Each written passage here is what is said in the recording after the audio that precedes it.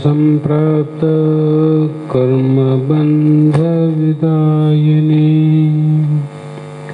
आत्मज्ञान प्रदानेन तस्मै श्री गुरुवे नमः। सिद्ध सद्गुरुपादाब्जं जननी जनकस्तथा तत्त्वोपदेशकर्तारं नत्वा भक्तिपुरस्सरम् जगदादि जगद्गुरु अद्वैत सार्वभौम भक्ತರ ಮುಕ್ತರ ಕಲ್ಪವೃಕ್ಷ ಕಾಮಧೇನು ಸದ್ಗುರು ಸಿದ್ಧಾರೂಢ ಮಹಾಸ್ವಾಮಿಗಳ ಶ್ರೀ ಪಾದ ಪದ್ಮಗಳಿಗೂ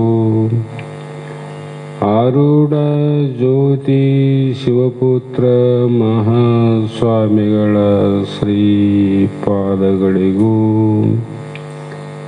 ಶ್ರೋತ್ರಿಯ ಬ್ರಹ್ಮನಿಷ್ಠ ಬ್ರಹ್ಮಲೀನ ಸದ್ಗುರು ಬಸವಾನಂದರ ಚರಣ ಕಮಲಗಳಿಗೂ ಅನಂತ ಅನಂತ ದೀರ್ಘ ದಂಡ ಪ್ರಣಾಮಗಳನ್ನು ಸಮರ್ಪಿಸುತ್ತ ಸದ್ಗುರು ಸಿದ್ಧಲಿಂಗಪ್ಪ ತಾತ ಕಪಗಲ್ ಇವರನ್ನು ಮನದೋಳು ಧ್ಯಾನಿಸುತ್ತ ತಮ್ಮೆಲ್ಲರಿಗೂ ವಂದಿಸುತ್ತ ಈ ದಿನ ಶ್ರೀಮನ್ ನಿಜಗುಣ ಯೋಗಿಗಳು ರಚಿಸಿದಂಥ ಪರಮಾರ್ಥ ಗೀತೆ ಎನ್ನುವ ಗ್ರಂಥದ ಅಷ್ಟಮಾಗತಿಯ ಎರಡನೆಯ ಸೂತ್ರದ ಯಾವ ಯೋಗಕ್ಕೆ ಸಾಧನಗಳಾದ ಯಮ ನಿಯಮ ಅಂಗಗಳನ್ನು ವಿಚಾರ ಮಾಡಲಾಗಿ ಆ ಯಮದಲ್ಲಿ ದಶಭೇದ ಉಂಟು, ನಿಯಮದಲ್ಲಿ 10 ಭೇದ ಉಂಟು. ನೇಮದ 2 ಅಂಗಗಳ ಭೇದವನ್ನು ಅಹಿಂಸೆ ಮತ್ತು ಸತ್ಯ ಅನ್ನುವ 2 ವಿಚಾರವನ್ನು ಮಾಡಲಾಗಿ, ಇನ್ನು 3ನೇದು ಯಾವುದು ಅಂದರೆ ಆಸ್ಥೇಯವೆನಿಸುವುದು ಅಂದರು. ಆಸ್ಥೇಯ ಅಂತ ಅರ್ಥ ಮಾಡಿದರೆ ಇಲ್ಲಿ ಪರರ ಯಾವುದೇ ಸಂಪತ್ತನ್ನು ಪರರ ಯಾವುದೇ ವಸ್ತುವನ್ನು ಅಪಹರಿಸದೆ, ಪರರ ವಸ್ತುವನ್ನು ಅಪಹರಿಸದೆ ಅಂದರು. ಬೇರೆಯವರ ವಸ್ತುವನ್ನು ಕೇಳಿ ತಗೋಬಾರ್ದು ಅಂತ ಹೇಳಿಲ್ಲ ಅವರು. ಕೇಳಿ ತಗೋಬಾರ್ದು, ಹೇಳಿ ಕೊಡಬಾರ್ದು ಅಂತೇನು ಹೇಳಿಲ್ಲ. ಅಪಹರಣ ಅಂದರೆ ಕಳ್ಳತನವನ್ನು ಮಾಡಬಾರದು, ಅಪಹರಿಸಬಾರದು. ಯಾಕಂದರೆ ಆಸ್ತಿ ಅಂದರೆ ಕಳ್ಳತನ, ಸ್ಥೆ ಅಂದರೆ ಹಣ. ಯಾವುದು ಅಂದರೆ ಪರರ ಹಣವನ್ನು ತೆಗೆದುಕೊಂಡರೆ ಕಳ್ಳತನ ಮಾಡಿದಂತಾಗುತ್ತದೆ, ಇದೆಲ್ಲರಿಗೂ ಗೊತ್ತದ. ಅದಕ್ಕಾಗಿ ಬೇರೆಯವರ ಹಣವನ್ನು ಅಥವಾ ಯಾವುದೇ ವಸ್ತುವನ್ನು ನಾವು ಕದಿಯಬಾರದು ಅಂತ ಮಹಾತ್ಮರು ಹೇಳ್ತಾರೆ. ಇನ್ನೊಂದು ವಿಚಾರ ಮಾಡಿದಾಗ ಪ್ರತಿಯೊಬ್ಬರ ಹತ್ತಿರ ಬರುವ ಹಣವು ಪರರ ಹಣವೇ ಇರುವುದು. ನಮ್ಮ ಮನೆಯಲ್ಲಿ ಏನಿಷ್ಟು ಹಣ ಆದ ಸಂಪತ್ತಾದರೆ ಅದು ನಾನು ಮಾಡಿದ್ದೆಲ್ಲ, ನಂದು ಮಾಡಿದ್ದೆಲ್ಲ, ಅದು ಬೇರೆಯವ್ರದ್ದೇ. ನಿಮ್ಮಲ್ಲಿ ಏನಾನ ಇದ್ದರೆ ಅದು ನೀವು ಮಾಡಿದ್ದೆಲ್ಲ, ನೀವು ಮಾಡೋಕ್ಕೂ ಬರೋದಲ್ಲ, ಅದನ್ನು ಬೇರೆಯವ್ರದ್ದೇ ಅಂತ ಅರ್ಥ ಆಗ್ತದಲ್ಲ. ಅಂದಾಗ ಮನೆಯಲ್ಲಿ ಊಟಕ್ಕೆ ತಯಾರಿಸುವ ಅಡುಗೆಯಂತೆ ಹಣವನ್ನು ಯಾರೂ ಸ್ವಂತ ತಯಾರು ಮಾಡುವುದಿಲ್ಲ. ಯಾಕೆ ನಮ್ಮದಲ್ಲ ಅಂದರೆ ನಾವು ಮನೆಯಲ್ಲೇ ಅಡುಗೆ ಮಾಡ್ತೀವಲ್ಲ, ನಾವು ಸ್ವಂತ ಸಾಮಾನುಗಳನ್ನು ಹಾಕಿ ಸ್ವಂತ ಅಡುಗೆ ತಯಾರು ಮಾಡ್ತೀವಿ. ಅದರಂತೆ ಹಣ ಬಂಗಾರವನ್ನು ತಯಾರು ಮಾಡ್ತೇವೇನು? ಮಾಡೋದಿಲ್ಲ. ಅಂದರೆ ಈ ರೀತಿ ವಿಚಾರ ಮಾಡಿದರೆ ಪ್ರತಿಯೊಬ್ಬರ ಹತ್ತಿರವಿರುವ ಹಣ, ದ್ರವ್ಯ ಮೊದಲಾದವುಗಳು ಬೇರೆಯೊಬ್ಬರಿಂದ ಪಡೆದವುಗಳು ಆಗಿರುವವು. ಇನ್ನೊಬ್ಬರಿಂದ ಪಡೆದೂ ಇಲ್ಲ. ನಾವು ಬಂಗಾರ ಇನ್ನೊಬ್ಬರಿಂದ ತಂದೀವಿ, ಹಣ ಇನ್ನೊಬ್ಬರಿಂದ ತಂದೀವಿ ಅಂದ ಮೇಲೆ ಮತ್ತು ಎಲ್ಲರದು ಪರರದೇ ಹಣ ಬಂಗಾರ ಅಂದರೆ ಎಲ್ಲರೂ ಕಳ್ಳರಲ್ರಿ ಅಂತ ಅರ್ಥ ಆಗ್ತದೆ. ನಾವೆಲ್ಲ ಕಳ್ಳರಂತ ಅರ್ಥ ಆಗ್ತದಲ್ಲ. ಇಷ್ಟೇ ವಿಚಾರ ಮಾಡಿದರೆ ಅದಕ್ಕಾಗಿ ಮಹಾತ್ಮರು ದೃಷ್ಟಿಯಿಂದ ವಿಚಾರವಾಗಿ ನೋಡಿದರೆ ಜಗತ್ತಿನಲ್ಲಿರುವ ಪ್ರತಿಯೊಬ್ಬ ಮನುಷ್ಯನು ಕಳ್ಳನೇ ಇರುವನು. ವಿಚಾರ ಮಾಡಿ ನೋಡಿದ್ರೆ ನಾವೆಲ್ಲರೂ ಕಳ್ಳರೇ. ಯಾಕಂದರೆ ಇಳೆ ನಿಮ್ಮ ದಾನ, ಬೆಳೆ ನಿಮ್ಮ ದಾನ, ಸುಳಿದು ಸೂಸುವ ಗಾಳಿಯೂ ನಿಮ್ಮ ದಾನ. ನಿಮ್ಮ ದಾನವನ್ನು ಉಂಡು ಅನ್ಯರನ್ನು ಹೊಗಳುವ ಕುನ್ಯಗಳನ್ನು ಏನೆಂಬೆ ರಾಮನಾಥ ಅಂತ ಶರಣರು ಹೇಳಿಬಿಟ್ಟಾರ. ಅವರು ಭೂಮಿ ಯಾರು ಕೊಟ್ಟರ ದಾನ? ಜಗತ್ತಿಗೆ ದಾನ ಕೊಟ್ಟದ್ದು. ಇಲ್ಲಿ ಮಗನಿಗೆ ತಂದೆ ದಾನ ಕೊಡೋದು, ಮಗಳಿಗೆ ತಂದೆ ದಾನ ಕೊಡೋದು ಆ ಪ್ರಶ್ನೆ ಬೇರೆ. ಈತ ಯಾರ್ದು ತಗೊಂಡು ಯಾರಿಗೆ ದಾನ ಕೊಟ್ಟ? ಇಳೆ ನಿಮ್ಮ ದಾನ, ಭೂಮಿ ಭಗವಂತ ಕೊಟ್ಟಂಥ ದಾನ. ಆ ದಾನವನ್ನು ತಗೊಂಡು ನಾನು ಇನ್ನೊಬ್ಬರಿಗೆ ಕೊಟ್ಟು ನಾ ದಾನ ಮಾಡಿದಂತ ಹೇಳ್ತಾನಲ್ಲ, ಇವನು ನಾಯಿ ಕುನ್ಯ ಅಂದ್ರವ್ರು. ಕುನ್ಯ ಮನುಷ್ಯ, ವಿಚಾರ ಇಲ್ಲ ಅಂತವನಿಗೆ. ಹಾಗಾದರೆ ಈ ಸೃಷ್ಟಿಯಲ್ಲಿ ಇರುವ ಎಲ್ಲ ವಸ್ತುಗಳು ಯಾರು ಅಂತ ಹೇಳಿದ್ರೆ ನಿಮ್ಮ ದಾನ. ಅಂದರೆ ನಮಗೆಲ್ಲರಿಗೂ ದಾನ ಕೊಟ್ಟವನು ಯಾರು ಅಂದರೆ ಒಬ್ಬ ಮಾಲೀಕನ, ಪರಮಾತ್ಮನಿಲ್ಲ. ಅಂದಾಗ ಇದನ್ನು ಮರೆತು ಒಂದು ಕಚ್ಚಾ ವಸ್ತುಗಳನ್ನು ತೆಗೆದುಕೊಂಡು ಪಕ್ಕಾ ವಸ್ತುಗಳನ್ನು ಮಾಡಿ ಅವುಗಳ ಮೇಲೆ ತನ್ನ ಹೆಸರನ್ನು ಹಾಕಿಕೊಳ್ಳುತ್ತಾನೆ. ನಾವು ಜಗತ್ತಿನಲ್ಲಿ ಯಾರ ವಸ್ತುಗಳ ಮೇಲೆ ಯಾರು ಹೆಸರು ಹಾಕಿವಂದರೆ ಪರಮಾತ್ಮ ಕೊಟ್ಟಂಥ ಪಕ್ಕಾ ವಸ್ತುಗಳನ್ನು ತಗೊಂಡು ಅದಕ್ಕೆ ಏನಾದರೂ ಸ್ವಲ್ಪ ಅಲಂಕಾರ ಮುದ್ರೆಯನ್ನು ಮಾಡಿ ಕಚ್ಚಾ ನಮ್ಮ ಹೆಸರು ಹಾಕಿ ಇದು ನಾ ಮಾಡೀನಿ, ಇದು ನಾನು ಕೊಟ್ಟೀನಿ, ಇದು ನಂದು, ಇದು ನಿಂದು ಅಂತ ನಾವು ಮಾಡಿಕೊಂಡ ವ್ಯವಸ್ಥೆ ಅಲ್ಲ. ಪಕ್ಕ ನಿಂದೇನು? ಪಕ್ಕ ನಮ್ಮದಲ್ಲ, ಆ ಮಾಲೀಕಂದು. ಹಾಗಾಗಿ ಮತ್ತೊಬ್ಬರ ವಸ್ತುಗಳಿಗೆ ನನ್ನ ವಸ್ತು ಎನ್ನುವುದೇ ಕಳ್ಳತನ. ಇಲ್ಲಿ ಅಸ್ಥೆಯಲ್ಲಿ ಕಳ್ಳತನ ಮಾಡುವರಂತ ಏನು ಹೇಳಿದಲ್ಲ, ಅದಕ್ಕೆ ಮೂಲ ಅರ್ಥ ಏನು ಮಾಡಬೇಕು? ಇಲ್ಲಿ ಮತ್ತೊಬ್ಬರ ವಸ್ತುಗಳಿಗೆ ತನ್ನ ವಸ್ತು ಎನ್ನುವುದೇ ಕಳ್ಳತನ. ಮಾಡಿದರೆ ಕಳ್ಳತನ ಅಲ್ಲ. ಇಲ್ಲಿ ಮಾಡಿದನೆಂಬುದು ಮನದಲ್ಲಿ ಹೊಡೆದರೆ ಹೇಡಿ ಕಾಡಿಸಿತ್ತು ನೋಡು ಶಿವನಡುಂಗುರ. ಮಾಡಿದನು ಎನ್ನದಿರು ಲಿಂಗಕ್ಕೆ, ಮಾಡಿದನು ಎನ್ನದಿರು ಜಂಗಮಕ್ಕೆ. ಮಾಡಿದನೆಂಬುದು ಮನದಲ್ಲಿ ಹೊಳೆಯದಿರೆ ಕೂಡಿಕೊಂಬ ನಮ್ಮ ಕೂಡಲ ಸಂಗಮ ದೇವ. ಎಷ್ಟು ಚಂದ ಹೇಳ್ಯಾರ ಮಹಾತ್ಮರು. ಅದಕ್ಕೆ ನಾ ಮಾಡೀನಿ ಅಂತೆಲ್ಲ ಏನು ಮಾಡಿದ್ದಿ ನೀನಂತ. ಪರರ ವಸ್ತುಗಳು ಇವೆಲ್ಲ ಯಾರ ವಸ್ತುಗಳು? ಪರಮಾತ್ಮನ ವಸ್ತುಗಳು. ಇವು ನನವು ಅಂತ ಏನು ನಾವು ಅನ್ಕೊಂಡೇವಲ್ಲ, ಆ ಭಾವವೇ ಕಳ್ಳತನ ಮಾಡಿದಂಗ. ಕದ್ದಿಲಿನ್ನ ಅದು ಮಾಡಿದಂಗೆ ನೀನು. ಇಂಥ ಒಂದು ಅದ್ಭುತವಾದ ವಿಚಾರ, ಅಜ್ಞಾನ ಅನ್ನುವಂಥದ್ದು ನಮ್ಮೆಲ್ಲರಿಗೆ ಬರಬೇಕು ಅಂತ ಮಹಾತ್ಮ ಹೇಳ್ತಾರೆ. ಇದರಿಂದ ಏನಾಗ್ತದಂದರೆ, ನಾನು ಅನ್ನುವ ಅಹಂಕಾರ ತನ್ನಷ್ಟಕ್ಕೆ ತಾನೇ ಕರಿಗೆ ಹೋಗ್ತದೆ. ಹೆಂಗೆ ಮಳೆ ಹನಿ ಭೂಮಿಗೆ ಬಿದ್ದ ಮೇಲೆ ಆನೆ ಕಲ್ಲು ಬೀಳುವಾಗ ಅದು ಗಟ್ಟಿ ಕಲ್ಲಾಗಿರ್ತದೆ. ಭೂಮಿಗೆ ಬಿದ್ದ ತಕ್ಷಣ ತಾನಾಗಿ ಕರಿಗೆ ಹೋಗ್ತದೆ. ಯಾರನ್ನ ಕರಗಿಸ್ತದೇನು ಅದು? ಅವರಂಗೆ ನಮ್ಮೆಲ್ಲರಲ್ಲಿ ಅಹಂಕಾರ ನಂದು ನಾನು ಅನ್ನುವ ಅಹಂಕಾರದಲ್ಲ.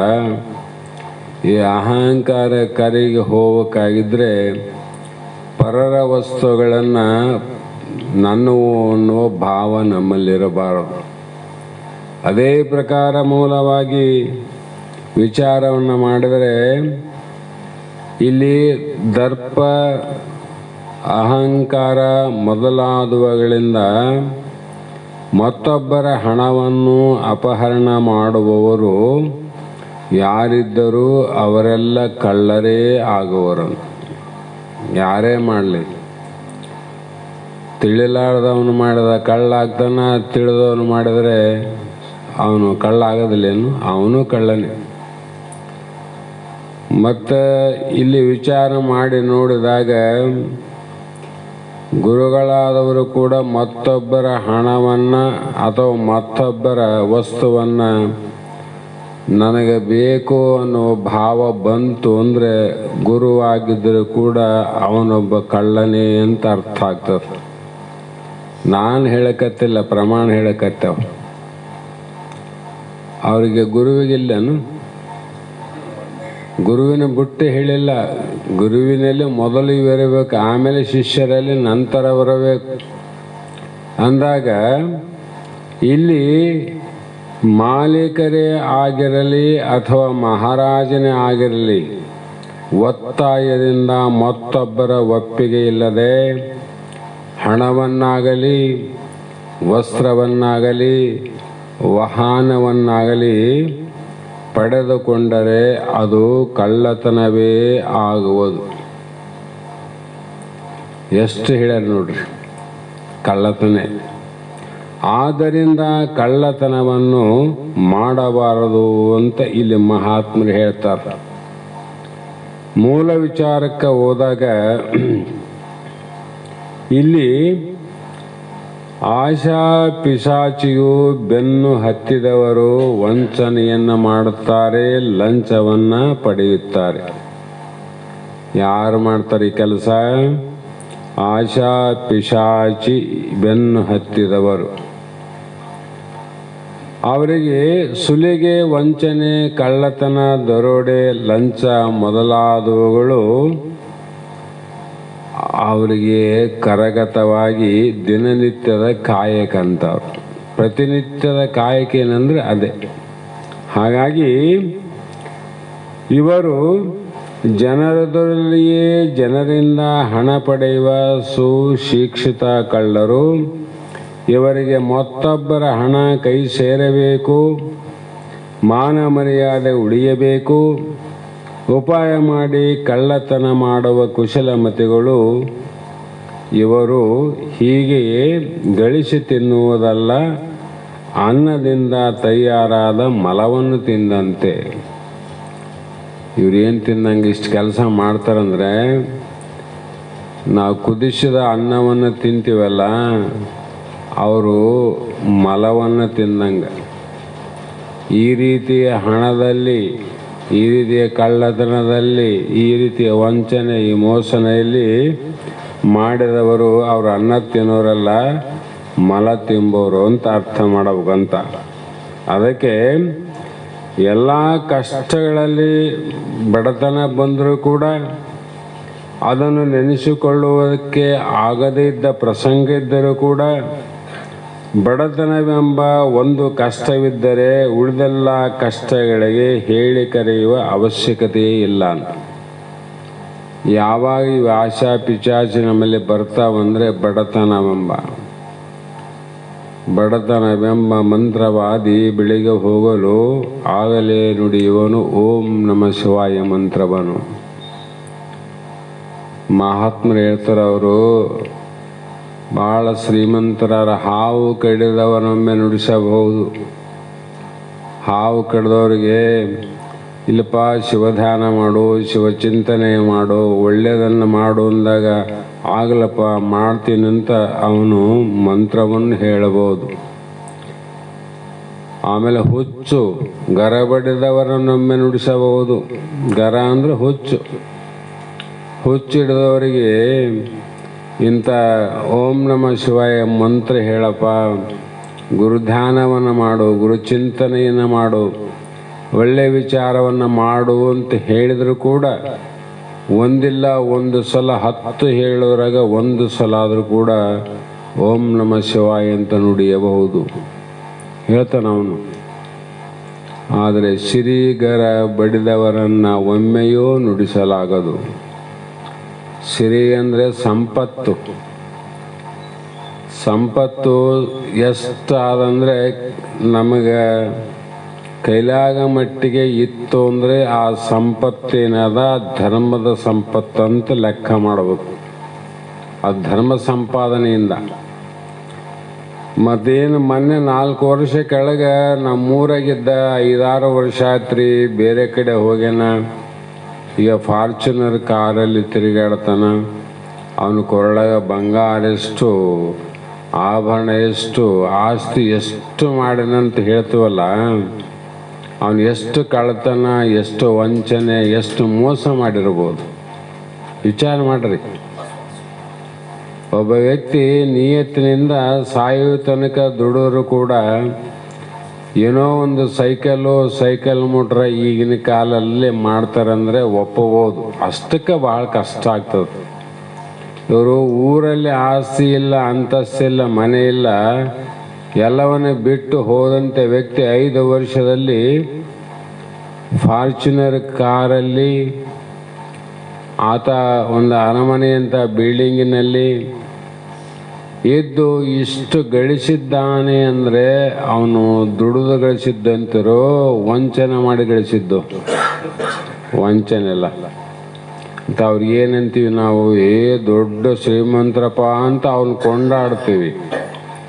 ಶಾಸ್ತ್ರ ಕೇಳಿದವ್ರಂತಾರ ಇವನು ದೊಡ್ಡ ಕಳ್ಳನಂತಾರ. ಅವರು ಶಾಸ್ತ್ರಜ್ಞಾನ ಇದ್ರೂ ಗೊತ್ತಾಗ್ತದೆ, ದೊಡ್ಡ ಕಳ್ಳತನ ಮಾಡ್ಯಾನ ಇವನು, ಅದಕ್ಕೆ ಇಷ್ಟು ಒಮ್ಮೆದ ಆಮೇಲೆ ಶ್ರೀಮಂತ ಆಗ್ಯಾನ, ಇಲ್ಲಂದ್ರೆ ಎಲ್ಲಿದ್ದಾತನ. ಹಾಗಾಗಿ ಇಲ್ಲಿ ಯಾಕಂದರೆ ತಾವಾಗಿ ಕಷ್ಟವಿದ್ದರೆ ಉಳಿದೆಲ್ಲ ಕಷ್ಟಗಳಿಗೆ ಹೇಳಿ ಕರೆಯುವ ಅವಶ್ಯಕತೆ ಇಲ್ಲ, ತಾವಾಗಿ ಓಡಿ ಬರುವವು. ಕಷ್ಟ ಒಂದಿತ್ತಂದರೆ ಉಳಿದೆಲ್ಲ ಕಷ್ಟಗಳು ನೀನು ಬಾ ಅನ್ನೋದು ಬೇಕಾಗಿಲ್ಲ, ತಾವೇ ಬರ್ತಾವ. ಅದು ನೇಮನಂಗಾದ. ಆದರೆ ಈ ಶ್ರೀಮಂತ ಒಮ್ಮೆನೇ ನುಡಿಯೋಕೆ ಆಗಲಿಲ್ಲಲ್ಲ, ಅವನು ಯಾವಾಗ ನುಡಿತಾನ ಅಂತಂದರೆ ಅವರ ಉತ್ತರ ಹೇಳ್ತಾರೆ, ಬಡತನವೆಂಬ ಮಂತ್ರವಾದಿ ಬೆಳಿಗ್ಗೆ ಹೋಗಲು. ಬಡತನವೆಂಬ ಮಂತ್ರವಾದಿ ದೂರಾನ, ಅದಕ್ಕೆ ನೀವು ಭಾಳ ಚಲೋ ಇದ್ದೀಗ. ಯಾವಾಗ ದರಿದ್ರ ಲಕ್ಷ್ಮಿ ಅಂತಕ್ಕ ಸಮೀಪ ಬಂತಿಲ್ಲ, ಆ ಸಂಪತ್ತು ಕರಗ್ತಾ ಹೋದಂಗೆಲ್ಲ ಆವಾಗ ನೆನಪಾಗ್ತದ. ಎಷ್ಟು ಸಲ ನುಡಿ ಅಂದರೆ ನುಡಿಲಾರ್ದವನು ನುಡಿಲಿಕ್ಕೆ ಪ್ರಾರಂಭ ಮಾಡಿದ. ಅಂದರೆ ನಾವೆಲ್ಲರೂ ಕಷ್ಟ ಬಂದಾಗ ಪರಮಾತ್ಮನನ್ನು, ಗುರುನಾಥನನ್ನು, ದೈವವನ್ನು, ತಂದೆ ತಾಯಿಗಳನ್ನು ಯಾವಾಗ ನೆನೆಸ್ತೀವಂದರೆ ನಮಗೆ ಕಷ್ಟ ಬಂದ ಕಾಲದಲ್ಲಿ. ನಮ್ಮ ಕಷ್ಟ ಬರದೇ ಇದ್ದಾಗ, ನಮ್ಮ ಕಷ್ಟಗಳೇ ನಮಗೆ ಗೊತ್ತಾಗಲಾರ್ದಾಗ ಇನ್ನೊಬ್ಬರ ಕಷ್ಟ ನಮಗೆ ಹೆಂಗೆ ಗೊತ್ತಾಗ್ತದೆ? ನಮಗೆ ಗೊತ್ತಾದಾಗ ಇನ್ನೊಬ್ಬರಿಗೆ ಹೌದಪ್ಪ ಕಷ್ಟ ಆಗ್ತದಂತ ಅವ್ರ ಅನುಭವಕ್ಕೆ ಬರ್ತದೆ. ಹಾಗಾಗಿ ಇಲ್ಲಿ ಏನು ಮಾಡೋದಂದರೆ, ಯಾವಾಗ ಧರ್ಮದಿಂದ ದುಡಿದು ತಂದ ಧನ ಅವನ ಒಂದು ಹೊತ್ತಿನ ಊಟಕ್ಕೂ ಗತಿ ಇಲ್ಲದಾಗುತ್ತದೆ, ಆಗ ಅವನ ಎರಡನೇ ಹೆಜ್ಜೆ ಎಂದರೆ ಅನ್ಯಾಯ. ಕಷ್ಟದಲ್ಲೇ ಇವು ಬಹಳ ಪಾಲನೆ ಮಾಡವು. ಶ್ರೀಮಂತಿಕೆಯಲ್ಲಿ ಲೆಕ್ಕಕ್ಕಿರಂಗಿಲ್ಲ. ಕಡಿಮೆ ಬಿದ್ದಾಗ ಮತ್ತೆ ಏನು ಮಾಡಬೇಕು? ಬಡತನ ಬಂದಾಗ ಯಾರಂತ 10 ರೂಪಾಯಿ ಕೊಡೋಂಗಿಲ್ಲ. ಮತ್ತು ಅನ್ಯಾಯ ಮಾರ್ಗ, ಅಧರ್ಮ ಮಾರ್ಗ ಇಡಲೇಬೇಕಾಗ್ತದ. ಇವುಗಳಿಂದ ಧನ ಸಂಗ್ರಹ ಮಾಡುವಾಗ ಶರೀರಕ್ಕೂ ತೊಂದರೆ, ಕೈ ತುಂಬ ಹಣ, ಬಹಳ ಮಜಾ ಅನ್ನಿಸ್ತದೆ. ಯಾವಾಗ ರೊಕ್ಕ ಬರಕತ್ತಿದಾಗ ಇದುವೇ ಒಳ್ಳೆಯದೆಂದು ತಿಳಿದು ಅದರಲ್ಲಿಯೇ ಮುನ್ನುಗ್ಗುತ್ತಾನೆ. ಒಂದ್ಸಲ ರುಚಿ ಹತ್ತಿತ್ತಿಲ್ಲ, ಅದ್ರಾಗ ಹೋಗದೆ. ಹೀಗೆ ಅನೇಕ ಕಾರಣಗಳ ನಿವಾರಣೆಗೆ ಕಳ್ಳತನ ಪ್ರಾರಂಭವಾಗಿ, ಆದರೂ ಅವನು ಪಶು ಜೀವನವನ್ನೇ ಸಾಗಿಸಬೇಕಾಗುವುದು. ಕೊನೆಗೇನಾದ, ಎಂತೊಲೆವನು ತನಗಿನ್ನಂತೊಲೆವನು, ಕರ್ಣತ್ರಯ ದೋಷವರೇ ಕಂತು ಕಾಲ ಪುರವೈರಿ ಗುರು ಶಂಭುಲಿಂಗ. ಅಲ್ಲಿ ಹೇಳಿರಲ್ಲ,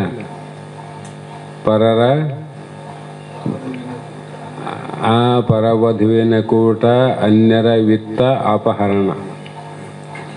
ಅದಕ್ಕೆ ಸ್ತ್ರೀ ಪುತ್ರ ಧನ ಕನಕಾದಿಗಳನ್ನು ನಾವು ಕದ್ದರೆ, ಕಳ್ಳತನ ಮಾಡಬೇಕು ಅಂತ ಅನಿಸಿದರೆ, ನಾವು ಮುಂದಿನ ಜನ್ಮದಲ್ಲಿ ಕಾಯದೊಂದರೆ ಅಲ್ಲಿ ಪಶು ಪಕ್ಷಿ ಜೀವಿಗಳಾಗಿ ಕೊಟ್ಟುವನು ಅಂತ ಬರೋರು. ಹಾಗೆ ಹೀಗೆ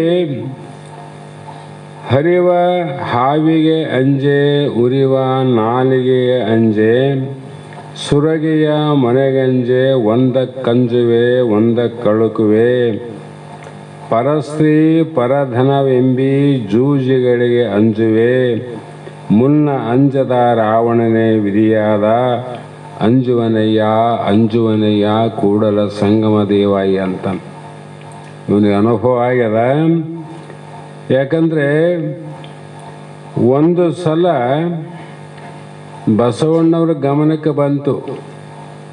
ವಿಚಾರ ಮಾಡಿ ಹೇಳಿದರು, ರೋಷ ಆವೇಶದಿಂದ ಹರಿದು ಹೋಗುವ ಕಾಳಿಂಗ ಸರ್ಪಕ್ಕೆ ನಾನು ಅಂಜುವುದಿಲ್ಲಯ್ಯ. ರೋಷ ಆವೇಶದಿಂದ ಕೂಡಿದ ವಿಷ ಸರ್ಪದ ಕಾಳಿಂಗ ಸರ್ಪಕ್ಕೆ ಅಂಜುವುದಿಲ್ಲ. ಅದರ ಎದುರು ಹೋಗಿ ಅದನ್ನು ಮನಸ್ಸು ಮಾಡಿ ಹಿಡಿದು ಮತ್ತೆ ಎಸೆಯುತ್ತೇನೆ. ಅಂಥ ಸರ್ಪಕ್ಕೆ ನನಗೆ ಭಯ ಇಲ್ಲ. ಪ್ರಜ್ವಲಿಸುವ ಅಗ್ನಿ ತನ್ನ ನಾಲಿಗೆಯನ್ನು ಗಗನೆತ್ತರಕ್ಕೆ ಬಾಚಿ ಉರಿಯುವುದು ಅಂಜುವುದಿಲ್ಲ. ಆ ಬೆಂಕಿಯಲ್ಲಿ ಮುನ್ನುಗ್ಗುತ್ತೇನೆ, ದಾಟಿ ಹೋಗುತ್ತೇನೆ. ಆ ಬೆಂಕಿಯಿಂದ ಅಗ್ನಿಯಿಂದ ಕೂಡ ಭಯವಿಲ್ಲ. ಅತ್ಯಂತ ಬಲಿಷ್ಠವಾದ ಆಯುಧಗಳ ತೀಕ್ಷ್ಣತೆಗೂ ನಾನು ಅಂಜುವುದಿಲ್ಲ. ಆಯುಧಕ್ಕೂ ಅಂಜುವುದಿಲ್ಲ ಅಂತ ಹೇಳಿರಲ್ಲ. ಎಂಥ ಆಯುಧ? ಬಲಿಷ್ಠವಾದ ಆಯುಧ. ಈಗ ಮುಟ್ಟಿದ್ರೆ ಗಾಯ ಆಗುವಂಥ ಆಯುಧಗಳಿದ್ರೂ ಕೂಡ ನಾನು ಅಂಜುವುದಿಲ್ಲ. ಅಂಥ ಆಯುಧಗಳನ್ನು ಹಿಡಿದುಕೊಂಡು ನನ್ನೆದುರು ಬಂದರೂ, ನಾನು ಬರಿಗೈಯಲ್ಲಿ ಇದ್ದರೂ ಕೂಡ ನಾನು ಆ ಆಯುಧಕ್ಕೆ ಭಯಪಡುವುದಿಲ್ಲ. ಇವು ಸಾಮಾನ್ಯ ಅವನ್ರಿ.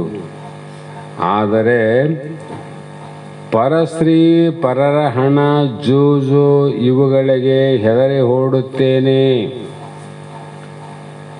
ಪರಸ್ತ್ರೀ, ಜೂಜು, ಪರರ ಹಣಕ್ಕೆ ನಾನು ಓಡಿ ಹೋಗ್ತೀನಿ ನೋಡಪ್ಪ. ಇಲ್ಲೇನು ಆಯುಧ ಅದ, ಬೆಂಕಿ ಅದ, ಮತ್ತೇನು ಕಾಳಿಂಗ ಸರ್ಪ ಅದ, ಏನಾದಲ್ಲಿ ಅವುಗಳಿಗೆ ಅಂಜಲಾರ್ದವನು ಇದಕ್ಕೆ ಅಂಜುತ್ತೀನಿ ಅಂತಾನೆ. ಕಾರಣ ಏನಂದರೆ, ಇವುಗಳನ್ನು ಮನಸ್ಸಿನಲ್ಲಿಯೂ ಕೂಡ ನಾನು ಸ್ಮರಿಸುವುದಿಲ್ಲ. ಏಕೆಂದರೆ ಇವುಗಳಿಗೆ ಅಂಜದೆ ಇರುವ ಮಹಾಬಲಶಾಲಿ ರಾವಣನು ಮೃತ್ಯುವಿಗೆ ತುತ್ತಾಗಿದ್ದಾನೆ. ಪರಸ್ತ್ರೀ ಸಲುವಾಗೆಲ್ಲ 10 ತಲೆ 20 ತೋಳಂತ ಬರೋದಲ್ಲ. ಅಂಥ ರಾಮನ ಕೈಯಲ್ಲಿ ಮಡಿಯಲಿಲ್ಲವೇ ಸರ್ವಜ್ಞ ಅಂತ ಬರೆದಾರ. ಯಾವುದಕ್ಕೋಸ್ಕರ? ಬರೀ ಒಂದು ಸ್ತ್ರೀಗೋಸ್ಕರ. ಹಾಗಾಗಿ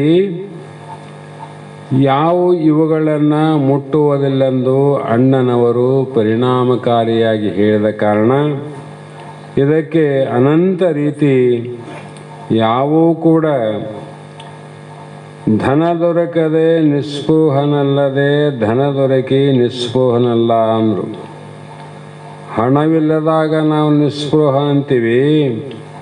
ನಾವು ಯಾರ ಹಣವನ್ನು ಮುಟ್ಟುವುದಿಲ್ಲ ಎಂದು ಹೇಳಬಹುದು. ಆದರೆ ಯಾರದು ಹಣ ನಮ್ಮ ಆಧೀನದಲ್ಲಿ ಬಂದಾಗ ಅದನ್ನು ಮನಸ್ಸಿನಿಂದಲೂ ಕೈಯಿಂದಲೂ ಮುಟ್ಟದೆ ನಿಸ್ಪೃಹನಾಗುವುದು ಕಷ್ಟ. ಬರಲಾರ್ದಾಗ ಅನ್ಬೋದು, ಇಲ್ಲಪ್ಪ ನಾವು ಯಾರ ಹಣ ಮುಟ್ಟಂಗಿಲ್ಲ, ಯಾರದು ತಗೋದಿಲ್ಲ ಅಂತೆಲ್ಲ ಹೇಳ್ಬೋದು. ತಗೋ ನೀನು ಅಂತೇಳಿ ಬಂದಾಗ ಅದನ್ನು ಮುಟ್ಟಬಾರದು ಅನ್ನುವ ನಿಷ್ಠೆ ಏನದ, ಅದು ಭಾಳ ಕಷ್ಟ ಅದಂತ.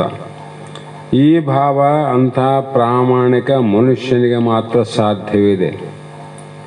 ಯಾರಿಗೆ ಸಾಧ್ಯ ಅದ? ಪ್ರಾಮಾಣಿಕ ಮನುಷ್ಯಂದ್ರು. ಅಪ್ರಾಮಾಣಿಕ ಮನುಷ್ಯನಿಗೆ ಸಾಧ್ಯ ಇಲ್ಲ ಅಂದ್ರಲ್ಲ. ಇದಂಗೆ ಅರ್ಥ ಮಾಡಬೇಕು. ತಾವಾಗಿ ಇದನ್ನು ನಮ್ಮ ಆಧೀನಕ್ಕೆ ತಂದು ಒಪ್ಪಿಸಿ, ಇದು ನಿಮಗೆ ಒಪ್ಪಿದ್ದು, ಇದು ನಮ್ಮದ ಅಲ್ಲ ಅಂತ ಭಾವದಿಂದ ಒಪ್ಪಿಸಿ ಕೊಟ್ಟಾಗ ಕೂಡ ಅದನ್ನು ಮುಟ್ಟಬೇಕಾಗ್ತದೆ. ಮುಟ್ಟಬೇಕಲ್ಲ ಅವಾಗ. ಮತ್ತು ಏನು ಮಾಡ್ತಾನೆ ಅವಾಗ ಪ್ರಾಮಾಣಿಕ? ಆ ಒಂದು ಹಣವನ್ನು, ಆ ಒಂದು ಧನವನ್ನು ಅವರು ಕೊಟ್ಟದ್ದನ್ನು ತಾನು ಸತ್ಪಾತ್ರಕ್ಕೆ ಸಲ್ಲಿಸಿ ಮುಟ್ಟಿದರೂ ಕೂಡ ಮುಟ್ಟಲಾರ್ದಂಗೆ ಇರ್ತಾನೆ ನೋಡ. ಅವನು ಮುಟ್ಟಲಿ ಏನು ತಪ್ಪಾಯ್ತು? ಕೈಯಿಂದ ತನ್ನ ಸಂಸಾರಕ್ಕೆ ಏನನ್ನ ಹಾಕಿ ಬಳಸಿ ಏನನ್ನ ಮಾಡಿದರೆ ಅದು ಮುಟ್ಟಿದಂಗೆ ಆಗ್ತದೆ. ಸತ್ಪಾತ್ರಕ್ಕೆ ಹೋಯ್ತಿಲ್ಲ, ತಂದೇನಾದ ಪಾತ್ರ ಇಲ್ಲಿ ಈ ಕಡೆ ಬಂತು, ಈ ಕಡೆ ಹೋಯ್ತು, ಈ ಕಡೆ ಬಂತು, ಈ ಕಡೆ ಹೋಯ್ತು. ಬಂದದ್ರಲ್ಲಿ ಸ್ವಲ್ಪ ಆದರೂ ಕೂಡ ಉಳಿದ್ರೆ ನಡೀತದಲ್ರಿ ಅಂದರೆ ಶಾಸ್ತ್ರ ದೃಷ್ಟಿಯಿಂದ ಹೇಳ್ತೀನಿ, ನಡೆಯೋದಿಲ್ಲ ಅಂತದ್ದು. ಅರ್ಧ ಮನೆಗೆ ಇಟ್ಕೊಂಡು ಅರ್ಧ ಕೊಟ್ಟರು ನಡೀತದಲ್ಲ. ನಾವೇನು ಕೇಳಿವೇನು ಅವ್ರು ಕೂಡ ಅಂತ. ತಾವಾಯಿ ಕೊಟ್ಟರ ಅರ್ಧ ಇರಲಿ, ನಮಗೆ ಅರ್ಧ ಹೋಗಲ್ಲಪ್ಪ ಅಂದರೆ ನೀನು ಅರ್ಧ ಕಳ್ಳ ಅಂತ ಅರ್ಥ. ಅರ್ಧ ಕಳ್ಳನೇ. ನಿನಗೆ ಯೋಗ್ಯತೆ ಇತ್ತು, ಅವರಾಗಿ ಕೊಟ್ಟದ್ದು ಮುಟ್ಟಿದ್ರು ಕೂಡ ನಿನ್ನ ಯೋಗ್ಯತೆ ಇದ್ದರೆ ಅದರಲ್ಲಿ ಉಳಿಸಿಕೊಳ್ಳುವುದಲ್ಲ, ಅದರ ಜೊತೆ ಗಳಿಸಿ ನೀ ಕೊಡಬೇಕಿದ್ರೆ. ಗಳಿಸಿಕೊಡು ನೀನು, ಇನ್ನೂ ಸ್ವಲ್ಪ ಹೆಚ್ಚಿ ಕೈಲೇ ಕೊಡು ನೀನು. ನಮ್ಮ ತಾತನವ್ರ ಬಾಯಲ್ಲಿ ಕೇಳಿರ್ಬೇಕು, ಶಾಸ್ತ್ರ ಗೊತ್ತಾಗ್ತದೆ. ಗುರುಗಳಾದವರು ಕೂಡ ಪುಣ್ಯವನ್ನೇ ಮಾಡು ಮಾಡು ಮಾಡು ಅಂತ ಎಲ್ಲರ ಕೈ ಎತ್ತಿ ಹೇಳ್ತೀವಲ್ಲ, ಹೇಳೋರನ್ನ ಬಿಟ್ಟು ಹೇಳ್ಯಾರ ನಿಜಗೊಂಡ್ರದು ಪುಣ್ಯವನ್ನೇ ಮಾಡು ಅಂತ. ಹೇಳೋರಿಗಿಲ್ಲಪ್ಪ, ಕೇಳೋರಷ್ಟೇ ಪುಣ್ಯ ಮಾಡ್ಬೇಕಂತ ಬರ್ದಾರ ಎಲ್ಲೇನ ಅಂದಾಗ ಮತ್ತೆ ಎಲ್ಲರನ್ನು ಸೇರಿ ಹೇಳ್ಯಾರಿಲ್ಲ ಪುಣ್ಯವನ್ನೇ ಮಾಡು ಅಂದಾಗ, ಗುರುಗಳಾದವರು ಕೂಡ ಪುಣ್ಯ ಮಾಡಬೇಕು ಅಂತ ಅರ್ಥ. ಮಾಡಬಹುದು ಬಿಡಬಹುದು ಅವ್ರಿಗೆ ಬಿಟ್ಟು ವಿಚಾರ ಅಂತಿದ್ರು ಅವರು.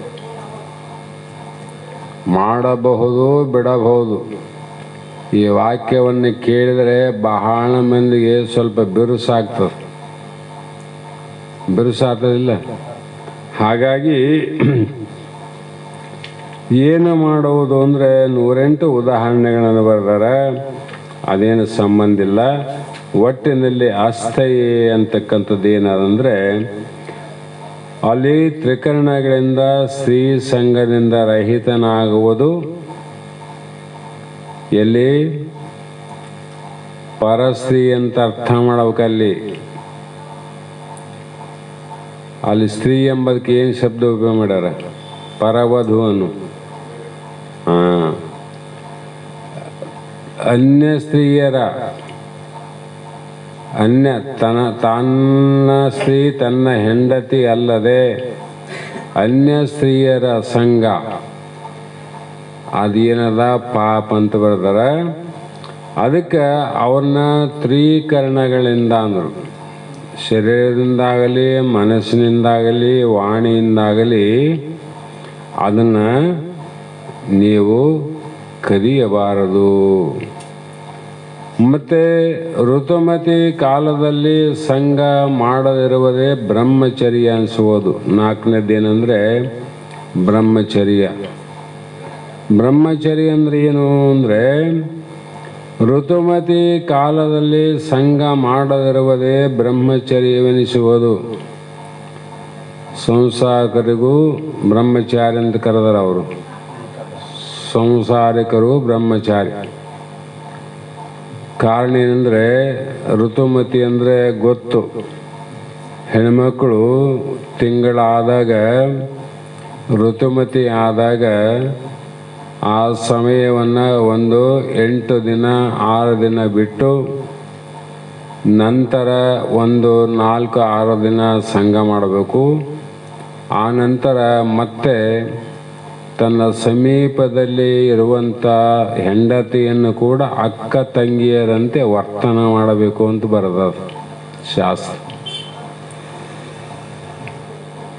ಈ ರೀತಿ ವರ್ತನ ಮಾಡಬೇಕು.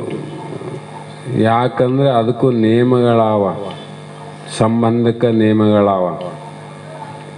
ಇಷ್ಟು ವೈರಾಗ್ಯ ಅವನಲ್ಲಿ ಇತ್ತು ಅಂದರೆ ಅವನು ಬ್ರಹ್ಮಚಾರಿ ಅಲ್ಲೇನು? ಅವನಿಗೆ ಸಮೀಪದಲ್ಲಿ ಸ್ತ್ರೀ ಇಲ್ಲ, ಹೆಂಡತಿ ಇಲ್ಲ, ಅದರ ಸಂಘ ಇಲ್ಲ. ದೂರಿದ್ದಾಗ ಏನೋ ಅವನು ಬ್ರಹ್ಮಚರ್ಯ ಲಕ್ಷಣದಿಂದ ಅವನ ಆಚರಣೆ ಮಾಡಬಹುದು. ಪಕ್ಕದಲ್ಲೇ ಇದ್ದು, ಪಕ್ಕದಲ್ಲಿ ಅದಲ್ಲ ಇದ್ರೂ ಕೂಡ ಅಷ್ಟು ಮನೋನಿಗ್ರಹದಿಂದ அதை ತಡೆಯುವಂಥ ತಾಕತ್ತು ಬಂದಿತ್ತಂದರೆ ಇವನು ನಿಜವಾದ ಬ್ರಹ್ಮಚಾರಿ. ಕಾರಣ ಏನು ಅಂದರೆ, ತಾತ ಹೇಳ್ತಿದ್ದ, ರತನ್ ಕೋ ಜತನ್ ಕರೋ ಭಕ್ತ ಫರ್ಕ್ ಹಚ್ಚು ಕರೋ ಅಂತ. ನಾವು ವಜ್ರ ಆ ವಜ್ರ ಈ ವಜ್ರ ಆ ವಜ್ರ ಅಂತ ಹೇಳ್ತೀವಿ. ನಿಜವಾದ ವಜ್ರ ಯಾವುದಂದರೆ, ನಮ್ಮ ಅನ್ನದ ರಸದಿಂದ ಏನು ತಯಾರಾಗುವಂಥ ಪುರುಷನ ವೀರ್ಯ ಅದಲ್ಲ, ಆ ವೀರ್ಯ ವಜ್ರಕ್ಕಿಂತಲೂ ಬೆಲೆ ಬಾಳ್ತದೆ. ಅಷ್ಟು ಶಕ್ತಿ ಸಾಮರ್ಥ್ಯ ದೇಹಕ್ಕೆ ಆರೋಗ್ಯವನ್ನು ಕೊಡ್ತದೆ. ಅದು 87 ದಿನ ಊಟ ಮಾಡಿದ ಅನ್ನದ ರಸ 80 ಹನಿ ರಸ ತಯಾರಾಗಿ ಆ 80 ಹನಿ ರಸದಿಂದ 1 ಹನಿಯಷ್ಟು ವೀರ್ಯ ತಯಾರಾಗ್ತದೆ. ನಾವು ಊಟ ಮಾಡಿದ್ದೆಲ್ಲ ವೀರ್ಯ ಆಗಿದ್ರೆ ಕತ್ತೆ ಕುದುರೆಗಳಿಂದ ಹತತ್ತಾತಿದ್ದೀವಿ ನಾವು. ನಾಯಿ ನರಿಗಳಿಂದ ಹತತ್ತಾಗಿ ಕಾಮದ ಹುಚ್ಚ ಹಿಡಿತಿತ್ತು. ಅದು 80 ಹನಿ ದೇಹದಲ್ಲಿ ರಕ್ತ ತಯಾರಾದರೆ 1 ಹನಿ ವೀರ್ಯ ತಯಾರಾಗ್ತದೆ ಫಿಲ್ಟರ್ ಆಗಿ. ಅಂತಹ ವೀರ್ಯವನ್ನು ನೀನು ಸಮಯ ಬಂದಾಗ ಖರ್ಚು ಮಾಡು, ಸುಮ್ಮನೆ ಖರ್ಚು ಮಾಡಬೇಡ ಅನ್ನು. ಸುಮ್ಮನೆ ಏನು ಖರ್ಚಾಗ್ತದ್ರಿ? ಋತುಮತಿಯಾದ ಸಂದರ್ಭದಲ್ಲಿ ಪುರುಷ ಆ ಸ್ತ್ರೀಯನ್ನು ಕೂಡಿದರೆ, ಹಸಿ ಹೊಲದಲ್ಲಿ ಬೀಜ ಬಿತ್ತಿದರೆ ಮುಚ್ಕೊಂಡು ಹೋಗ್ತಾವ, ನಾಡ್ತಾವ. ನಾವು ಇಲ್ಲಪ್ಪ ಹಸಿಯಾಗೆ ಬಿತ್ತಿದ್ವಿ ನಾಟಲಿಲ್ಲ ಅಂತೀವಿ. ಅಂದರೆ ಹಸಿಯಲ್ಲಿ ಬೀಜ ಬಿತ್ತಿದ್ರೆ ನಾಟಂಗಿಲ್ಲ. ಅದರಂತೆ ಸ್ತ್ರೀಯಳ ಗರ್ಭ ಹಸಿಯಾಗಿರ್ತದೆ ಋತುಮತಿಯಾದಾಗ. ಅಲ್ಲಿ ಈ ಬೀಜ ಬಿತ್ತಿದ್ರೆ ಅದು ಬೆಳೆಯಂಗಿಲ್ಲ. ಹಸಿಯಾಗಿ ಬಿತ್ತಿ ಇಲ್ಲಿ ಬೆಳಿಲಿಲ್ಲ, ಅದ್ರಂಗೆ ಅಲ್ಲಿನೂ ವ್ಯರ್ಥ ಆಗ್ತದೆ. ಪೂರ್ತಿ ಒಣಗಿದ ಮೇಲೆ ಬಿತ್ತಿದ್ರೆ ಅದು ನಾಟಂಗಿಲ್ಲ. ಅದಕ್ಕೆ ಋತುಮತಿ ಆದ 15 ದಿವಸ ಆದ ಮೇಲೆ ಪುರುಷ ಸ್ತ್ರೀಯನ್ನು ಕೂಡಿದರೆ ಅಲ್ಲಿ ಪ್ರಜೆ ಉತ್ಪತ್ತಿ ಆಗೋದಿಲ್ಲ, ಬೀಜ ಬೆಳೆಯಂಗಿಲ್ಲ, ಅಲ್ಲಿ ಒಣಗಿ ಹೋಗ್ತದೆ. ಈ ಕಡೆ ಭೂಮಿ ಒಣಗಿನೂ ಇರಬಾರ್ದು, ಪೂರ್ತಿ ಹಸಿನೂ ಇರಬಾರ್ದು. ಅದಕ್ಕೆ ಬಂದಾಗ ಹೆಂಗ ರೈತ ಭೂಮಿಯಲ್ಲಿ ಬೀಜ ಹಾಕ್ತಾನ, ಅದರಂತೆ ಪುರುಷ ತನ್ನ ಸ್ತ್ರೀ ಸಂಘವನ್ನು ಮಾಡುವಾಗ ಅರಿತು ಈ ರೀತಿ ತಿಳಿದು ಅವನು ಸಂಭೋಗವನ್ನು ಮಾಡ್ತಿದ್ದಂದರೆ ನಿಜವಾಗಿಯೂ ಅವನು ಬ್ರಹ್ಮಚಾರಿ. ನುತ ಬ್ರಹ್ಮಚಾರಿ ಅಂತ ಬರೆದ ಶಾಸ್ತ್ರ, ಬರೇ ಬ್ರಹ್ಮಚಾರಿ ಅಲ್ಲ. ಸ್ತೋತ್ರವನ್ನು ಸ್ತುತಿಯನ್ನು ಮಾಡಿಸಿಕೊಳ್ಳಲಿಕ್ಕೆ ಯೋಗ್ಯವಾದ ಪುರುಷ ಅಂತ ಅವನು. ಹಾಗೆ ಇವು ಬ್ರಹ್ಮಚರ್ಯ ಅಂತ ಅನ್ನಿಸ್ಕೊಳ್ತದ. ಆ ಕಾರಣದಿಂದ ನಾವು ಬ್ರಹ್ಮಚಾರಿಗಳು ಯಾರು ಅಂದರೆ ಬೇರೆಯನ್ನ ತೋರ್ಸಕ್ಕೋತೀವಲ್ಲ, ಅದು ವ್ಯರ್ಥ ಅಂತ. ಇಲ್ಲಿರೋದೇ ಬ್ರಹ್ಮಚಾರಿನೇ ಬೇರೆ ಅಂತ. ಕಾರಣ ಇಲ್ಲಿ ಮುಂದೆ ಮಹಾತ್ಮರು ಹೇಳ್ತಾರೆ, ಬ್ರಹ್ಮಚಾರಿಗೆ ಕೆಲವು ಲಕ್ಷಣಗಳನ್ನು ಕೊಟ್ಟಾರೆ. ಏನಂದರೆ, ಜಗತ್ತಿನಲ್ಲಿ ಇರುವ ಸ್ತ್ರೀಯರ ಸಂಘವನ್ನು ಸದಾ ತ್ಯಾಗ ಮಾಡಿರುವುದಕ್ಕೆ ಬ್ರಹ್ಮಚರ್ಯವೆನ್ನುವರು. ನಾವೇನಂತೀವಿ? ಸ್ತ್ರೀಯರ ಸಂಘವನ್ನು ಸದಾ ಯಾವಾಗಲೂ ತ್ಯಾಗ ಯಾರು ಮಾಡ್ಯಾರ ಅವರಿಗೆ ಬ್ರಹ್ಮಚಾರಿ ಅಂತ ನಾವು ಕರಿತೀವಿ, ಹೌದಿಲ್ಲ? ಸಾಮಾನ್ಯ ಜನಕ್ಕೆ ಇದು ಸಾಧ್ಯವೇ ಇಲ್ಲ ಅಂದರು. ಸಾಮಾನ್ಯ ಜನಕ್ಕೆ ಇದು ಸಾಧ್ಯಬಹುದೇ ಇಲ್ಲ.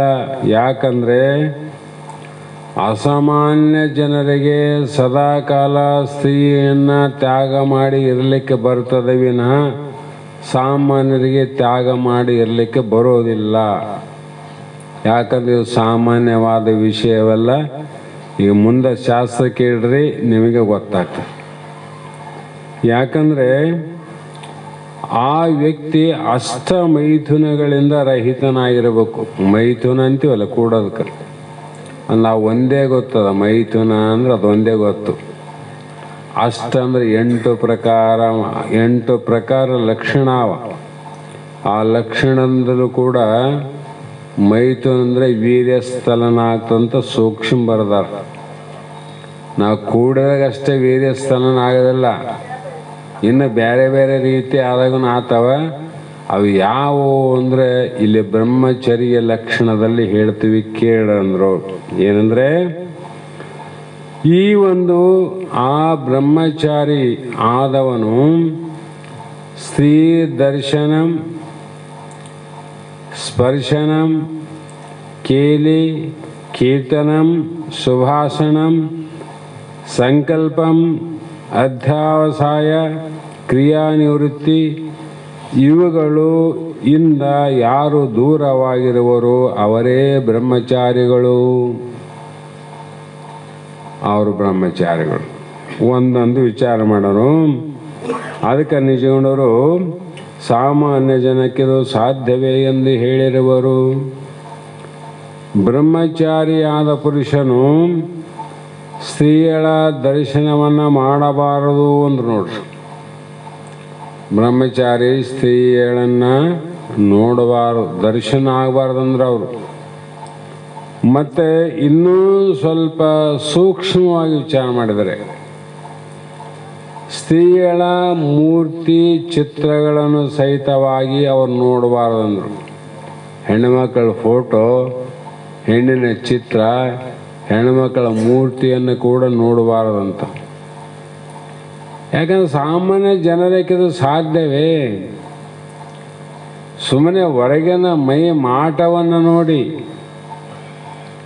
ಎಷ್ಟೋ ಜನಕ್ಕೆ ಎಂತೆಂಥ ಕಲ್ಪನೆಗಳಾಗಿ ಏನೇನು ಆಗಿ ಹೋಗಿವಿಲ್ಲ. ಇವುಗಳಿಂದ ಏನಾಗ್ತದಂದರೆ ಸ್ತ್ರೀಯಳ ದರ್ಶನವು ಮನಸ್ಸಿನಲ್ಲಿ ಸಂಕಲ್ಪ ರೂಪ ವಾಸನೆಯನ್ನು ಉಂಟು ಮಾಡಬಹುದು. ಹೆಣ್ಣನ್ನು ನೋಡಿದ ತಕ್ಷಣ ವಾಸನೆ ಎದ್ದೇಳ್ತಾವ, ನನಗಿಲ್ಲಲ್ಲ ಅಂತ ಅನಿಸ್ತದ. ಅದು ಮುಂದೆ ಜನ್ಮಾಂತರದಲ್ಲಿ ಸ್ವಪ್ನ ದೋಷಕ್ಕೆ ಕಾರಣವಾಗುವುದು. ಸ್ವಪ್ನ ದೋಷ ಕಾರಣ ಆಯ್ತು. ನೀ ಜಾಗೃತದಲ್ಲಿ ಕೂಡಿದಾಗ ಭೋಗ, ಸ್ವಪ್ನದಲ್ಲಿ ಬಟ್ಟೆ ತೊಯ್ತಾವಲ್ಲ ಅದು ಭೋಗ ಅಲ್ಲನು, ಅಲ್ಲಿನ ಕೂಡಿದಂಗೆ ಆಯ್ತಲ್ಲ. ಮತ್ತೆ ದೋಷ ಬಂತಿಲ್ಲ ನಿನಗೆ. ಅದಕ್ಕೆ ಬ್ರಹ್ಮಚಾರಿ ಆದವನು ಸ್ತ್ರೀ ಸಂಘ ಮಾಡಬಾರದು. ಎಷ್ಟು ಮಂದಿ ಸಿಗುತ್ತಾರೆ ನೋಡ್ರಿ, ಸುಮ್ಮನೆ ನೋಡ್ಬೇಕಷ್ಟೆ. ಯಾಕಂದರೆ ಮುಖದರ್ಶನದಿಂದಲೇ ಯಾರಿಗೇನೇನಾಯ್ತು ಅಂತ ಬರೀತಾರೆ, ನಮ್ಗೆ ಗೊತ್ತಾಗಬೇಕಲ್ಲ. ಮುಖದರ್ಶನದಿಂದಲೇ ವಿಶ್ವಾಮಿತ್ರ, ಪರಾಶರ, ಜೈಮಿನಿ ಮುಂತಾದ ಮಹಾನ್ ವ್ಯಕ್ತಿಗಳ ಬ್ರಹ್ಮಚಾರ್ಯವು ಹಾಳಾಗಿ ಹೋಗಿರಬಹುದು. ನಿಂದೇನು ಅಂದ್ರೆ ಅವರು ಯಾರ್ದು? ವಿಶ್ವಾಮಿತ್ರನ ಕತೆ ಗೊತ್ತದ. ಅರಣ್ಯದಲ್ಲಿ, ಕಾಡಿನಲ್ಲಿ, ನಿರ್ಜನ ಪ್ರದೇಶದಲ್ಲಿ ತಪಸ್ಸಿ ಕೂತಿದ್ದ. ಆ ಒಂದು ಗಿಡದ ಬುಡದಲ್ಲಿ ಕುಂತಿದ್ದ. ಅಲ್ಲಿ ಅನ್ನ ಇಲ್ಲ, ಆಹಾರ ಇಲ್ಲ. ಆ ಗಿಡದ ಒಣಗಿದ ಎಲೆಗಳು ಎಲ್ಲಾನ ಕೆಳಗೆ ಬಿದ್ದರೆ ಆ ಒಣಗಿದ ಎಲೆಯನ್ನೇ ತಿಂದು ತಪಸ್ಸನ್ನು ಮಾಡ್ತಿದ್ದ ಅವನು. ಯಾರೋ ವಿಶ್ವಾಮಿತ್ರ ಋಷಿಗಳು. ಆ ತಪಸ್ಸು ಮಾಡಬೇಕಾದ್ರೆ ಅದಕ್ಕಿಂತ ಮುಂಚೆ ಎಷ್ಟು ಧೈರ್ಯ ಗುಣ ಇರಬಹುದು. ಬರೀ ಇದು ಒಂದೇ ಅಲ್ಲ, ತಪಸ್ಸಿಗೆ ಬರೋದಕ್ಕಿಂತ ಮುಂಚೆ ಎಂತೆಂಥ ಸಾಧನೆ ಇರಬಹುದು. ಆವಾಗ ಯಾವ ದೇವೇಂದ್ರ ಗೊತ್ತಾಯಿತೋ ಇವನ ತಪಸ್ಸಿನಿಂದ ನಮ್ಮ ಕುತ್ತಿಗೆ ಏನೋ ಅಪಾಯ ಇದೆ ಅಂತ ತಿಳ್ಕೊಂಡು ಆ ತಪಸ್ಸನ್ನು ಹಾಳು ಮಾಡಬೇಕಂತ ತಿಳ್ಕೊಂಡು ಅಲ್ಲಿರುವಂಥ ಮೇನಕಿ, ತಿಲೋತ್ತಮೆ ಅನ್ನುವಂಥ ಸುಂದರ ಸ್ತ್ರೀಯರನ್ನು ಕಳಿಸಿದ. ಹೋಗಿ ಅವನ ತಪಸ್ಸು ಭಂಗ ಮಾಡ್ರಂತ. ಅವ್ರೇನು ಮಾಡಿದ್ರು, ಅಂಥ ಚೆಲುವೆಯರು. ಇನ್ನು ವಿಶ್ವಾಮಿತ್ರ ಗಿಡದ ಕೆಳಗೆ ಇಲ್ಲಿ ಕುಂತಾನ, ದೂರದಿಂದ ಅವರ ನಾಟ್ಯದ ಕಾಲಲ್ಲಿಯ ಗೆಜ್ಜೆಯ ಸ್ವರವನ್ನು ಕೇಳಿ, ಗೆಜ್ಜೆ ಸ್ವರ ಬರೇ ಆ ನಾದ, ಗೆಜ್ಜೆಯ ಸ್ವರವನ್ನು ಕೇಳಿ ವಿಶ್ವಾಮಿತ್ರನ ತಪಸ್ಸು ಏನಾಗ್ತದ, ಭಂಗ ಆಗ್ತದ. ಅವರನ್ನು ನೋಡೋರೊಳಗಾಗಿ ಅವನ ತಪಸ್ಸಿನಿಂದ ಏನು ತಡೆದದ್ದ, ತಡೆದಂಥ ವೀರ್ಯ ಕೂಡ ಚೆಲ್ಲಿ ಹೋಗ್ತದೆ. ಹಾಳಾಯ್ತಿಲ್ಲ. ಏನು ತಿಂದಿದ್ದ ಅವನು? ದ್ರಾಕ್ಷಿ, ಗೋಡಂಬಿ, ಏಲಕ್ಕಿ, ಹುಗ್ಗಿ, ಹೋಳಿಗೆ, ತುಪ್ಪ, ಡ್ರೈ ಫುಡ್ಡು ಎಂಥದ್ದು ಊಟ ಮಾಡಿಲ್ಲ. ಬರೇ ಒಣಗಿದ ಎಲೆಯನ್ನು ತಿಂದು ಬದುಕಿದಂಥ ವಿಶ್ವಾಮಿತ್ರನಿಗೆ ಇಷ್ಟು ಮಾಡಿತು ಬರೇ ಸ್ತ್ರೀ ದರ್ಶನದಿಂದ. ಮತ್ತು ಇನ್ನು ಉಳಿದದ್ದು ತಿಂದವ್ರ ಗತಿ ಏನಾಗ್ತದೆ ಅನ್ನೋದು ನೀವೇ ವಿಚಾರ ಮಾಡ್ರಿ ಅಂತ ಗ್ರಂಥದಲ್ಲಿ ಬರೆದಾರ. ಇದು ಅನುಭವಕ್ಕಿದ್ರೆ ಒಪ್ಪರಿ, ಇಲ್ಲಾಂದ್ರೆ ಬಿಡ್ರಿ ಅಂದರು. ತರ್ಕ ಮಾಡಕ್ಕೆ ಹೋಗ್ಬೇಡ ಅಂತಾರೆ ಮಹಾತ್ಮ. ಸರಿ ಅನಿಸಿದ್ರೆ ಒಪ್ಪೋದು, ಸರಿ ಇಲ್ಲ ಅಂದರೆ ಬಿಟ್ಟು ಬಿಡೋದು. ಅದನ್ನು ತಲೆ ತುಂಬ ಹೊತ್ತುಕೊಂಡು ಮಾರಾಟ ಮಾಡೋದ್ರಿಂದ ಪ್ರಯೋಜನ ಏನಾದ ಮಾಡಬಾರ್ದಂತ ಅಂದಾಗ ವಿಚಾರ ಮಾಡು. ಅಂಥವರಿಗೆ ಇಂಥ ಗತಿಯಾಗದ ಬ್ರಹ್ಮಚರ್ಯ ಅನ್ನುವಂಥದ್ದು ಸಾಮಾನ್ಯ ಎಲ್ಲ ಕಾಪಾಡೋದು. ಮತ್ತು ಮುಂದೆ ಪರಶುರಾಮ ಋಷಿಗಳದು ಗೊತ್ತು, ಜೈಮಿನಿದು ಗೊತ್ತಲ್ಲ. ಜೈಮಿನಿದು ಏನಾಯಿತು, ಒಂದು ಸಲ ಆತ ಅಡವಿಯಲ್ಲಿ ಏಕಾಂತವಾಗಿ ಬ್ರಹ್ಮಚರ್ಯ ವ್ರತದಲ್ಲಿ ಕಠೋರ ಆಚರಣೆಯನ್ನು ಮಾಡ್ತಕ್ಕಂಥವನು ಜೈಮಿನಿ. ಇವ್ರು ಯಾರ ಮಗರಿ? ಜೈಮಿನಿ ವ್ಯಾಸರ ಶಿಷ್ಯ, ವ್ಯಾಸ ಮಹರ್ಷಿಗಳ ಶಿಷ್ಯತ ಜೈಮಿನಿ, ಸಾಮಾನ್ಯ ಅಲ್ಲ. ಆತ ವ್ಯಾಸ ಮಹರ್ಷಿಗಳು ಎಷ್ಟು ಪ್ರೇಮದ ಶಿಷ್ಯ ಜೈಮಿನಿ ಅಂದರೆ, ತನ್ನ ಅನುಭವ ಎಲ್ಲವನ್ನು ಕೂಡ ಜೈಮಿನಿಗೆ ಪ್ರತಿದಿನ 1 ತಾಸು ಹೇಳ್ತಿದ್ದ. ಈ ಗ್ರಂಥವನ್ನು ಹೀಗೆ, ಇದರ ಅನುಭವ ಹೀಗೆ ಅಂತ ತಾನು ಮಾಡಿದ್ದು ಬರೆದದ್ದು ಎಲ್ಲವನ್ನು ತೋರಿಸ್ತಿದ್ದ. ಆವಾಗ ಜೈಮಿನಿ ಹೇಳ್ತಿದ್ದ, ಅಪ್ಪ ಬಹಳ ಸತ್ಯ ಅದ ನೀವು ಬರೆದದ್ದು. ಇದೇ ಪ್ರಕಾರ ಒಂದು ದಿನ ವ್ಯಾಸ ಮಹರ್ಷಿ ಸಮೀಪ ಇದ್ದಾಗ ಈ ಕೆಲಸ ಆದದ್ದು. ಆವಾಗ ಒಂದು ಮಾತು ಬರೆದಿದ್ದ, ಸಂದರ್ಭಾನುಸಾರವಾಗಿ ಸ್ತ್ರೀಯನ್ನು ಜಯಿಸುವುದು ದುರ್ಲಭ ಅಂತ ಬರೆದದ್ದ. ಸ್ತ್ರೀಯರನ್ನು ಜಯಿಸುವುದು ಬಹಳ ಕಠಿಣ ಅದ, ಬಹಳ ದುರ್ಲಭ ಆದಂತ ಬರೆದದ್ದ ವ್ಯಾಸ ಮಹರ್ಷಿಗಳು. ಶಿಷ್ಯನಾದ ಜೈಮಿನಿಂದ ಅದೇನು ದೊಡ್ಡಾಗದಂದ, ಏನ್ರಿ ಎಲ್ಲಿವರೆಗೂ ವೇದ ಉಪನಿಷತ್ತು ಭಗವದ್ಗೀತಾ ಬ್ರಹ್ಮಸೂತ್ರ ಎಲ್ಲವನ್ನೂ ನೀವು ಬರೆದಿರಿ, ಆದರೆ ಇಂಥ ಒಂದು ಸಂಶಯದ ಮಾತುಗಳನ್ನು ಕೇಳಿ ನನಗೆ ಅನುಮಾನ ಆಗ್ತದಂದ. ಇಲ್ಲೋ ತಮ್ಮ ಹಂಗೆ ಆದಂದ, ಅದೇನು ದೊಡ್ಡಾಗದ್ರಿ, ಸ್ತ್ರೀಯನ್ನು ಸುಲಭವಾಗಿ ಗೆಲ್ಲಬಹುದು ಅಂದ. ಆಗಲ್ ಬಿಡಪ್ಪ ಅಂದ. ಸಮಯ ನೋಡಿ ನಾನು ತಪ್ಪಾದರೆ ತಿದ್ದುತ್ತೀನಿ ಅಂದ. ಸುಮ್ಮನೆ ಅದ. ಜೈಮಿನಿ ಈ ಕಡೆ ಹೋಗಿ ಈ ಥರ ಇರುವಾಗ ಒಂದು ದಿನ ಏನಾಯ್ತಂದರೆ, ಬೆಳದಿಂಗಳ ಬೆಳಕಿನಲ್ಲಿ ಅದು ಇದ್ದಕ್ಕಿದ್ದಂಗೆ ಮೋಡ ಆಗಿ ದಪ್ಪ ಅಂತ ಮಳೆ ಸುರ್ಲಿಕ್ಕತ್ತಿತ್ತು. ಮಳೆ ಜೋರಾದ ಮಳೆ ಬಂತು. ಅಂಥ ಸಂದರ್ಭದಲ್ಲಿ ಅದೇ ಕಾಡಿನಲ್ಲಿ ಏಕಾಂಗಿಯಾಗಿ ದೇವತಾ ಪುರುಷಳು ತಿಲೋತ್ತಮೆ ಮೇನಕೆಯಂಥ ಸುಂದರವಾದ ರೂಪವುಳ್ಳಂಥ ಒಬ್ಬ ಸ್ತ್ರೀ ತನ್ನ ಒಳ ಮೈಯನ್ನು ಕಾಣುವಂಥ ತೆಳುವಾದ ಬಿಳಿಯ ಉಡುಪನ್ನು ತೊಟ್ಟು ಬರ್ತಿದ್ಲು. ಆ ಮಳೆಗೆ ಬಟ್ಟೆ ತೋದಿದ್ವು. ಅಂಥ ಸಂದರ್ಭದಲ್ಲಿ ಆಕೆಯ ದೇಹ ಹೇಗೆ ಕಾಣುವುದು ನೀವೇ ಊಹೆ ಮಾಡ್ರಿ. ತೆಳುವಾದ ಬಟ್ಟೆಯಲ್ಲಿ ತೋದಾಗ ಮೈಗೆ ಹತ್ತಿರ್ತಾವ. ಆ ಒಳಗಿನ ಎಲ್ಲ ಅಂಗಗಳು ಕೂಡ ಪ್ರಚೋದನೆ ಮಾಡ್ತಿರ್ತಾವ. ಅಂಥ ಸಂದರ್ಭದಲ್ಲಿ ಓಡೋಡಿ ಬರ್ತಿದ್ಲು. ಅಷ್ಟರೊಳಗೆ ಈ ಜೈಮಿನಿ ಏನು ಮಾಡಿದ, ಚಳಿಯನ್ನು ತಾಳಾಡ್ದ ಹೊರಗಡೆ ಕಟ್ಟಿಗೆಯನ್ನು ಹಚ್ಚಿ ಬೆಂಕಿಯನ್ನು ಹಚ್ಚಿ ಮೈ ಕಾಸ್ಕೊಂಡು ಅಂತ ಕುಂತಿದ್ದ. ಆ ಕಡೆಯಿಂದ ಓಡೋಡಿ ಬರುವಂಥ ಆ ಒಂದು ಯೌವನದ ನಡು ಯೌವನ ಅಂಥ ಸ್ತ್ರೀ ಈ ಒಂದು ರೂಪದಿಂದ ಬರುವುದನ್ನು ಕಂಡು ನೋಡಿದ, ಆಯಾಸ ಪಡ್ತಿದ್ಲು. ಮಾಮ ಕೂಡಂದ, ಚಳಿ ಭಾಳ ಆಗ್ಯದ, ಮಳೆಯಲ್ಲಿ ನಿಂದಿದ್ದಿ, ಕೂಡು ಸ್ವಲ್ಪ ಮೈ ಕಾಯಿಸ್ಕೊ ಅಂತ ಹೇಳಿದ. ಜೈಮಿನಿ ಹೇಳಿದ. ಅದೇ ಪ್ರಕಾರ ಆಯಿತು. ಆದ ನಂತರ ಏನಾಯಿತು ಅಂದರೆ, ಅಲ್ಲಿ ಸ್ವಲ್ಪ ವಿನೋದದ ದರ್ಶನ ಆಯ್ತಲ್ಲ, ಹೆಣ್ಮಗಳ ದರ್ಶನ ಆಯಿತು.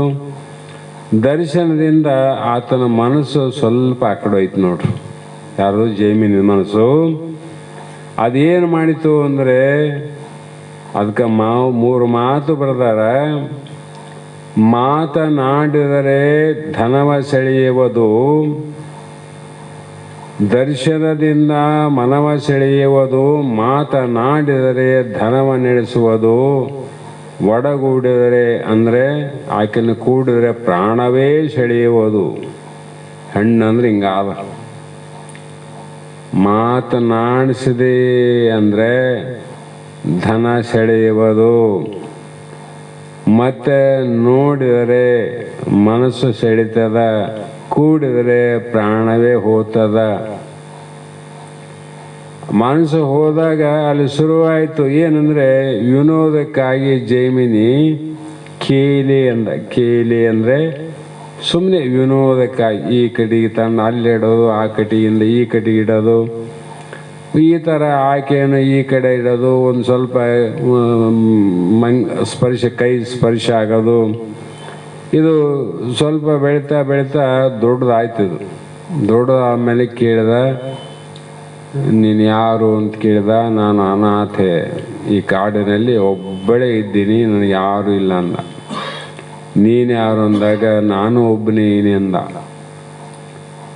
ಅಂದಾಗ ಆತನಿಗೆ ಮನಸ್ಸಾಯಿತು, ನಿನಗೆ ಆಶ್ರಯ ಕೊಡಬೇಕಂತ ನನಗೆ ಅನಿಸ್ತದ, ನಿನ್ನ ನಾನು ಮದುವೆ ಆಗುತ್ತೇನೆ, ನಿನ್ನ ಒಪ್ಪಿಗೆ ಇದೆಯೋ ಇಲ್ಲ ಅಂತ ಕೇಳಿದೆ. ನೋಡ್ರಿ, ಭಾಳ ದಿನ ಸಂಬಂಧ ಅಲ್ಲ, ಸುಮ್ಮನೆ ಅಲ್ಲಿ ಬರ್ದಾರಲ್ಲ, ಏನಂತ ಬರ್ದಾರ, ಸ್ತ್ರೀ ದರ್ಶನ ಸ್ಪರ್ಶನಂ ಕೇಲಿ ಕೀರ್ತನಂ. ಸುಮ್ಮನೆ ವಿನೋದಕ್ಕಾಗಿ ಮಾತು ಪ್ರಾರಂಭ ಆಗಿ ಮದುವೆ ಬಂದು ನಿಂತು ಆಕೆ ಕೂಡ ಒಪ್ಪಿಲ್ಲ ಆಗಲಿ. ಆದರೆ ಒಂದು ಕರಾರು ಅನ್ಲಕ್ಕೆ. ಏನು ಕರಾರು? ಈ ನಿರ್ಜನವಾದ ಪ್ರದೇಶದಲ್ಲಿ ನಾವು ದೇವರ ಸಾಕ್ಷಿಯಾಗಿ ಗುರು ಸಾಕ್ಷಿಯಾಗಿ ಆದರೂ ಕೂಡ ಮದುವೆಯನ್ನು ಆಗ್ಬೇಕಂತ ನೇಮ ಅವ, ವಿಧಿಗಳವ. ಇಲ್ಲಿ ಯಾರು ಇಲ್ಲಂದ್ರೆ ಅಗ್ನಿ ಸಾಕ್ಷಿಯಾಗಿ ನೀನು ಮದುವೆ ಆಗಲಿಕ್ಕೆ ಒಪ್ಪಿದರೆ ನನ್ನ ಒಪ್ಪಿಗೆ ಆದ, ಇಲ್ಲ ಅಂದರೆ ಇಲ್ಲ ಅಂದ್ಲು. ಅಷ್ಟೊತ್ತಿಗೆ ಬಂದಿತ್ತು ಕಾಮಾತುರಣಂ ನ ಭಯಂ ನ ಲಜ್ಜಿತಂ, ತಲೆ ಬಂದಿತ್ತು ಜೈಮಿನಿಗೆ. ಅವನು ಆಗ್ಲಂದ. ಅಷ್ಟೇ ಅಲ್ಲ, ಅಗ್ನಿ ಸಾಕ್ಷಿಯಾಗಿ ಪೂರ್ಣ ಆಗ್ಬೇಕಾದ್ರೆ ಸಪ್ತಪದಿ ಅಂತ ಏನು ಹೇಳ್ತಾರಲ್ಲ, ಅದರ ಪ್ರಕಾರ ನಿನ್ನ ಹೆಗಲ ಮೇಲೆ ನನ್ನನ್ನು ಕೂಡಿಸಿಕೊಂಡು 7 ಸುತ್ತು ಅಗ್ನಿ ಸಾಕ್ಷಿಯಾಗಿ ಸುತ್ತ ಹಾಕಿದಾಗ ನಮ್ಮ ಮದುವೆ ಎಂದ್ಲು. ಆಗಲಂದ. ಇಲ್ಲಾರು ನೋಡೋರು.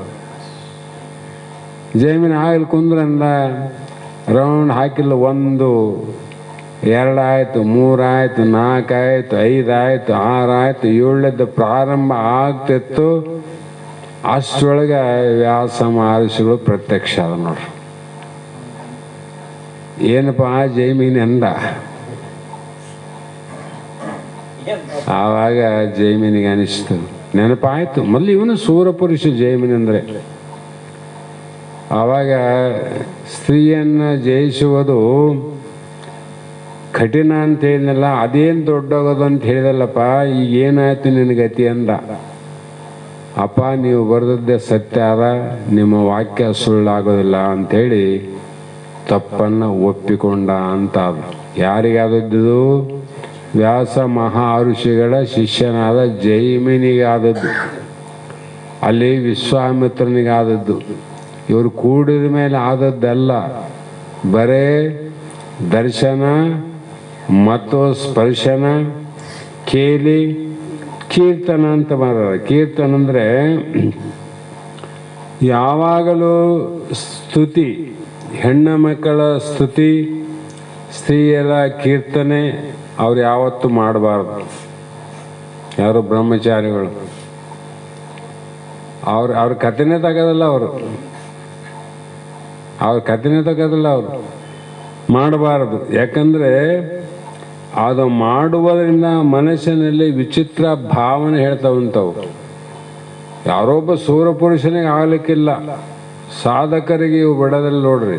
ಸಾಧ್ಯ ಆದವನಿಗೆ ಬಿಟ್ಟು ಅಂಥವ್ರು ಎಷ್ಟು ಮಂದಿ ಯಾರಂದ್ರೆ ಬಹಳ ಮಂದಿ ಇಲ್ಲ, ಸ್ವಲ್ಪ ಮಂದಿ ಯಾರಂತ ಅರ್ಥ ಮಾಡಬೇಕು. ಅವಳ ಕೀರ್ತನ ಮಾಡಿದವನು ಮುಂದೆ ಏನು ಮಾಡಬೇಕು? ಯಾವ ಹೆಣ್ಣನ್ನ ಕೀರ್ತನ ಮಾಡ್ತಾನ ಮುಂದೆ ಅವನೇ ಆಕೆಯ ಮುಂದೆ ನರ್ತನ ಮಾಡ್ಬೇಕಂದ್ರೆ ಅವನು ಹೇಳಿದಂಗೆ ಕೊಂಡ್ಬೇಕು. ನೋಡು, ನೀನೇ ಮಾಡಿದಿಲ್ಲ ಕೀರ್ತನ, ಈಗ ನೀನೇ ನರ್ತನ ಮಾಡು. ಹಾಗಾಗಿ ಇಲ್ಲಿ ಪುರುಷನು ನರ್ತನಕ್ಕೆ ಹಚ್ಚುವ ಸ್ತ್ರೀಯಳ ಕೀರ್ತಿಯನ್ನು ಅವಶ್ಯವಾಗಿ ಬಿಡಬೇಕಂದ್ರು. ಅವಶ್ಯವಾಗಿ ಬಿಡಬೇಕು. ಇದು ಒಂದು ಜನ್ಮದಲ್ಲಿ ನರ್ತನ ಮಾಡಿದರೆ ಅದು ಮುಂದಿನ ಜನ್ಮದಲ್ಲಿಯೂ ನರ್ತನ ಮಾಡಲು ಹಚ್ಚುತ್ತದೆ. ಈ ಜನ್ಮದ್ದೇನ ಇಲ್ಲಿ ಹೋಗೋದಿಲ್ಲ, ಅದು ಮುಂದಿನ ಜನ್ಮಕ್ಕೂ ಆಡಿಸದೆ. ಆ ಕಾರಣ ಯಾರು ಬ್ರಹ್ಮಚರ್ಯವನ್ನು ಆಚರಿಸುವರೋ ಅವರು ಈ ಒಂದು ಮೈಥುನದಿಂದಲೂ ದೂರ ಇರಬೇಕಂದ್ರೆ ನೋಡ್ರಿ, ಇವು 4ಕ್ಕೆ ಇಷ್ಟ ಆದ ಕತೆ. ಮತ್ತೆ ಸುಭಾಷಣ ಅಂದ್ರು 5ನೇದ್ದು. ಅದು ಏನಪ್ಪ ಅಂದ್ರೆ ಭಾಷಣ ಮತ್ತು ಕೀರ್ತನ ಅಂತಾವ. ಭಾಷಣ ಅಂದ್ರೆ ಏನು, ಕೀರ್ತನ ಅಂದ್ರೆ ಏನು, ವ್ಯತ್ಯಾಸ ಏನು ಅಂದ್ರೆ ಅವಳು ಇಲ್ಲದಾಗ ಅವಳ ಸ್ತುತಿ ಮಾಡುವುದು ಕೀರ್ತನ. ಈಗ ನಾರದರ ಕೀರ್ತನ ಮಾಡ್ತೀವಿ, ಅವ್ರು ಯಾರು ನಾರದಲ್ಲಿ ಇಲ್ಲ, ಇನ್ನೊಬ್ಬರು ಯಾರ್ದನ್ನ ಕೀರ್ತನ ಯಮರೆಡ್ಡಿ ಮಲ್ಲಮ್ಮ ಅಕ್ಕ ಮಹಾದೇವಿ ಕೀರ್ತನೆ ಇಟ್ಟಾರ, ಅವ್ರು ಯಾರೇನು, ಅವರು ಇಲ್ಲದಾಗ ಅವರ ಬಗ್ಗೆ ಸ್ತುತಿ ಮಾಡುವುದು ಇದು ಕೀರ್ತನ. ಇದಕ್ಕೆ ಕೀರ್ತನ ಅಂತೀವಿ. ಅವರ ಸಮ್ಮುಖದಲ್ಲಿರುವಾಗ ಮಾತನಾಡುವ ಮಾತುಗಳೇ ಭಾಷಣ. ನೋಡಿ ಈಗೇನು ನಡೆದ, ಇದು ಭಾಷಣ, ಇದು ಭಾಷಣ ನಾವು ಮಾಡೋದು. ಹಾಗೆ ಅಂತಃಕರಣವನ್ನ ಉದ್ವಿಗ್ನಗೊಳಿಸುವ, ಇಂದ್ರಿಯಗಳನ್ನು ವಿಕಾರಗೊಳಿಸುವ ಈ ಭಾಷಣವನ್ನು ಯಾವಾಗಲೂ ಮಾಡಬಾರದು ಅಂದರು. ಮನಬುದ್ಧಿ ವಿಕೃತಿ ಮಾಡ್ತಾವಿವು. ಏಕೆಂದರೆ ಯಾವ ಭಾಷಣವೂ ಯಾವ ಪಾಷಾಣಕ್ಕೆ ಒಯ್ದು ಬಿಡಿಸುವುದೋ ತಿಳಿಯುವುದಿಲ್ಲ. ವಿಷ ತಿನ್ನುವಂಗಾಗ್ತವೆ ಒಂದೊಂದ್ಸಲ, ಅಷ್ಟು ದುಃಖನೂ ಕೊಡುತ್ತ ಪ್ರಸಂಗ ಬರ್ತಾವ. ಆದ್ದರಿಂದ 5ನೇದಾದ ಈ ಭಾಷಣವೆಂಬ ಮೈಥುನದಿಂದ ದೂರವಿರು. ಇದು ಮೈಥುನನೇ. ನಾವೇನು ತಿಳ್ಕೊಂಡ್ವಿ, ಸ್ತ್ರೀ ಪುರುಷ ಕೂಡಿದ್ರೆ ಮಾತ್ರ ಮೈಥುನ ಆಗ್ತದ. ತಮ್ಮ ಶಾಸ್ತ್ರ ಏನು ಬರ್ದವಲ್ಲ ಇವೆಲ್ಲ ಆಗಿ ಹೋಗ್ಯವ.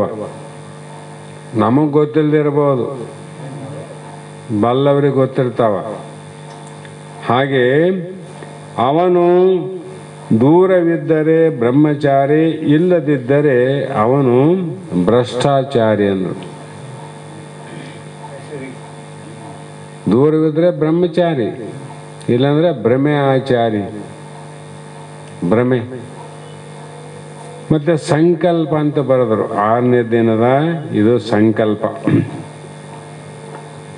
ಇದು ಕೂಡ ಇರಬಾರ್ದಂದ್ರು. ಸಂಕಲ್ಪ ಯಾರಿಗೆ, ಬ್ರಹ್ಮಚಾರಿಗಳಿಗೂ. ಇದು ಸಂಸಾರಿಕರಿಗೆ ಹೇಳಿದ ಮಾತಲ್ಲ. ಮತ್ತೆ ನೀವು ಹಚ್ಕೊಂಡ್ರಿ ಹೋಗಿ ಮನ್ಯಾಗ ನಿಮ್ಮನ್ನು ನೋಡಬಾರ್ದು ಅಂತ ಹೇಳ್ಯಾರ, ಮಾತಾಡಬೇಡ ಅಂತ ಹೇಳ್ಯಾರ.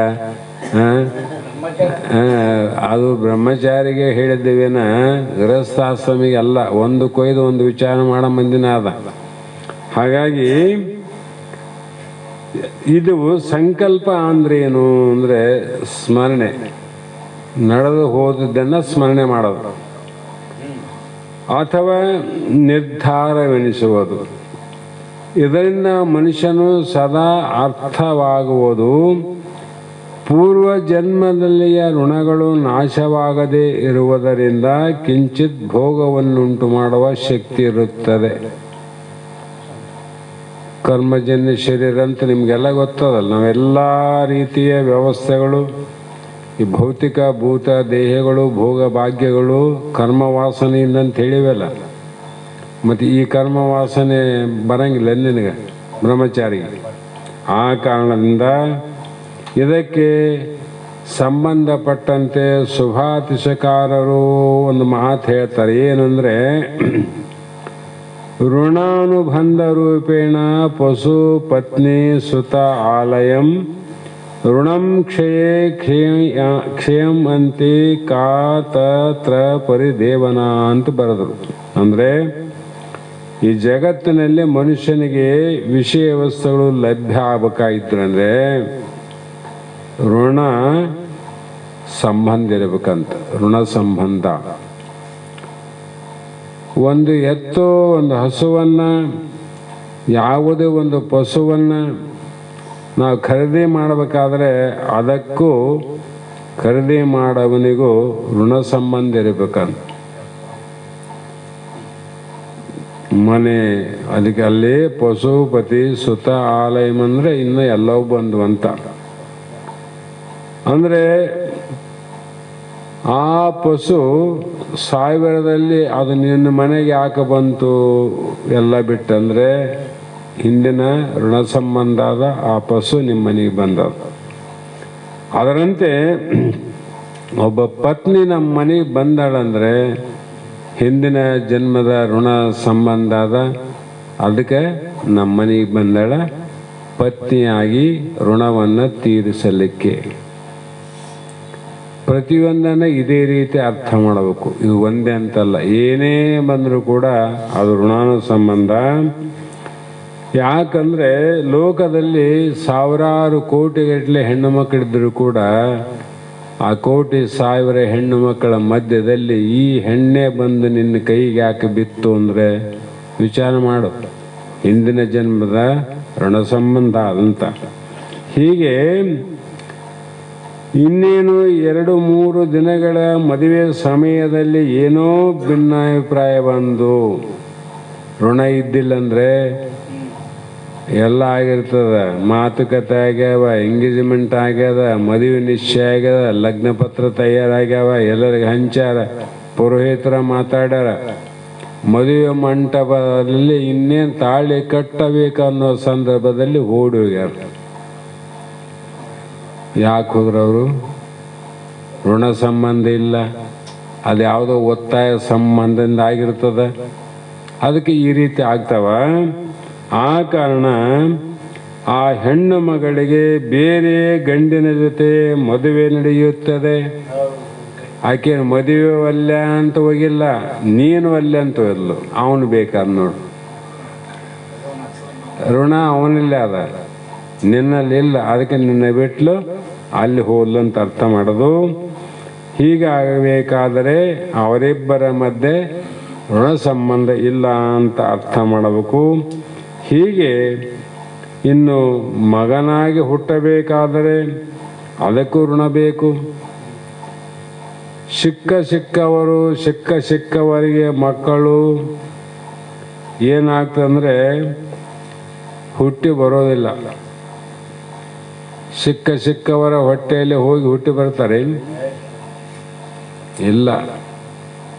ಯಾಕಂದ್ರೆ ನಿಯಮಗಳಾವವು. ಗಿಡ ಆ ಗಿಡವಾಗಿ ಹುಟ್ಟಬೇಕು, ಮನುಷ್ಯ ಆಗೋದಿಲ್ಲ. ಕಪ್ಪೆಯಾಗಿ ಹುಟ್ಟಬೇಕು, ವಿರಿವೇ ಆಗೋದಿಲ್ಲ. ಯಾಕಂದರೆ ಇಂದಿನ ಜನ್ಮದ ಋಣ ಏನದ ಅದ್ರ ತಕ್ಕನೇ ಎಲ್ಲ ಭೋಗಗಳವ. ಇನ್ನು ಆಲಯ ಅಂದರೆ ಮನೆ ಅಂತ. ಇಂಥ ಜಾಗದಲ್ಲಿ ಇಷ್ಟೇ ಮನೆ ಇರಬೇಕು ಅಂತ ನಾವು ಅನ್ಕೊಂತೀವಿ. ಅನ್ಕೊಂಡದ್ದು ಎಲ್ಲರಿಗೂ ಆಗ್ಯದೇನು? ಮತ್ತು ಯಾರಿಗೆ ಆಗಿಲ್ಲೇನು? ಆಗ್ಯದ. ಅವ್ರಿಗೆ ಯಾಕೆ ಆಗಲಿಲ್ಲ, ಇವ್ರಿಗೆ ಯಾಕೆ ಆಯಿತು? ಅವನಿಗೆ ಋಣ ಸಂಬಂಧ ಇಲ್ಲ ಆ ಜಾಗ, ಇವನಿಗೆ ಋಣ ಸಂಬಂಧ ಅದ, ಇವನಿಗೆ ಆಗ್ಯದ, ಅವನಿಗೆ ಆಗಿಲ್ಲ ಅಂತ. ಅದಕ್ಕೆ ಉದಾಹರಣೆ ಹೇಳ್ತೀವಿ. ನಾವೇ ರಾಘವೇಂದ್ರ ಕಾಲೋನಿಯಲ್ಲಿ ಮನೆ ಕಟ್ಟಬೇಕು ಅನ್ನೋ ದೃಷ್ಟಿ ಇಟ್ಕೊಂಡು 83, 84, 85 ಇಲ್ಲಿ 2 ಪ್ಲಾಟ್ ತಗೊಂಡಿವಿ. ಸುಮಾರು 10 ವರ್ಷ ಆದಮೇಲೆ ಅದು ಮಾರಾಟ ಮಾಡಿದ್ವಿ. ಇನ್ನೊಂದು ಪ್ಲಾಟ್ ತಗೊಂಡಿವಿ.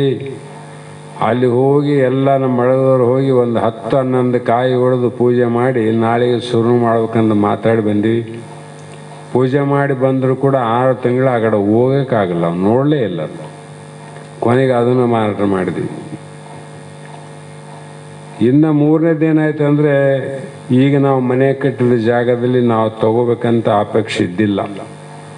ನಮ್ಮ ತೋಟಿ ಸಾಹೇಬರಿಗೆ ಅವಶ್ಯಕವಾಗಿತ್ತು ಒಂದು ಜಾಗ, ಪ್ಲಾಟ್ ತೊಗೊಂಡು ಮನೆ ಕಟ್ಟಬೇಕು. ಎಷ್ಟು ದಿನ ಅಂತ ಬಾಡಿಗೆ ಅಂತ ವಿಚಾರ ಮಾಡಿದ್ವಿ. ಅಷ್ಟರೊಳಗೆ ಸಿದ್ದಪ್ಪನ ಕಡೆ ಪ್ಲಾಟ್ ಇದ್ದವು. ನಮಗೂ ಅವ್ರ ಅಕ್ಕಗೆ ಒಂದು ಪ್ಲಾಟ್ ಕೊಡ್ತೀನಿ ಅಂತೇಳಿ ತಾನೇ ರಿಜಿಸ್ಟರ್ ಮಾಡಿಸಿದ. ಅವ್ರಿಗೊಂದು ಪ್ಲಾಟ್ ತೊಗೊಂಡಿವಿ. ಅವ್ರ ಮನೆಯನ್ನು ಬುನಾದಿ ಹಾಕ್ಸಕ ಅಂತ ನಾವು ಎಲ್ಲರೂ ಹೋದ್ವಿ.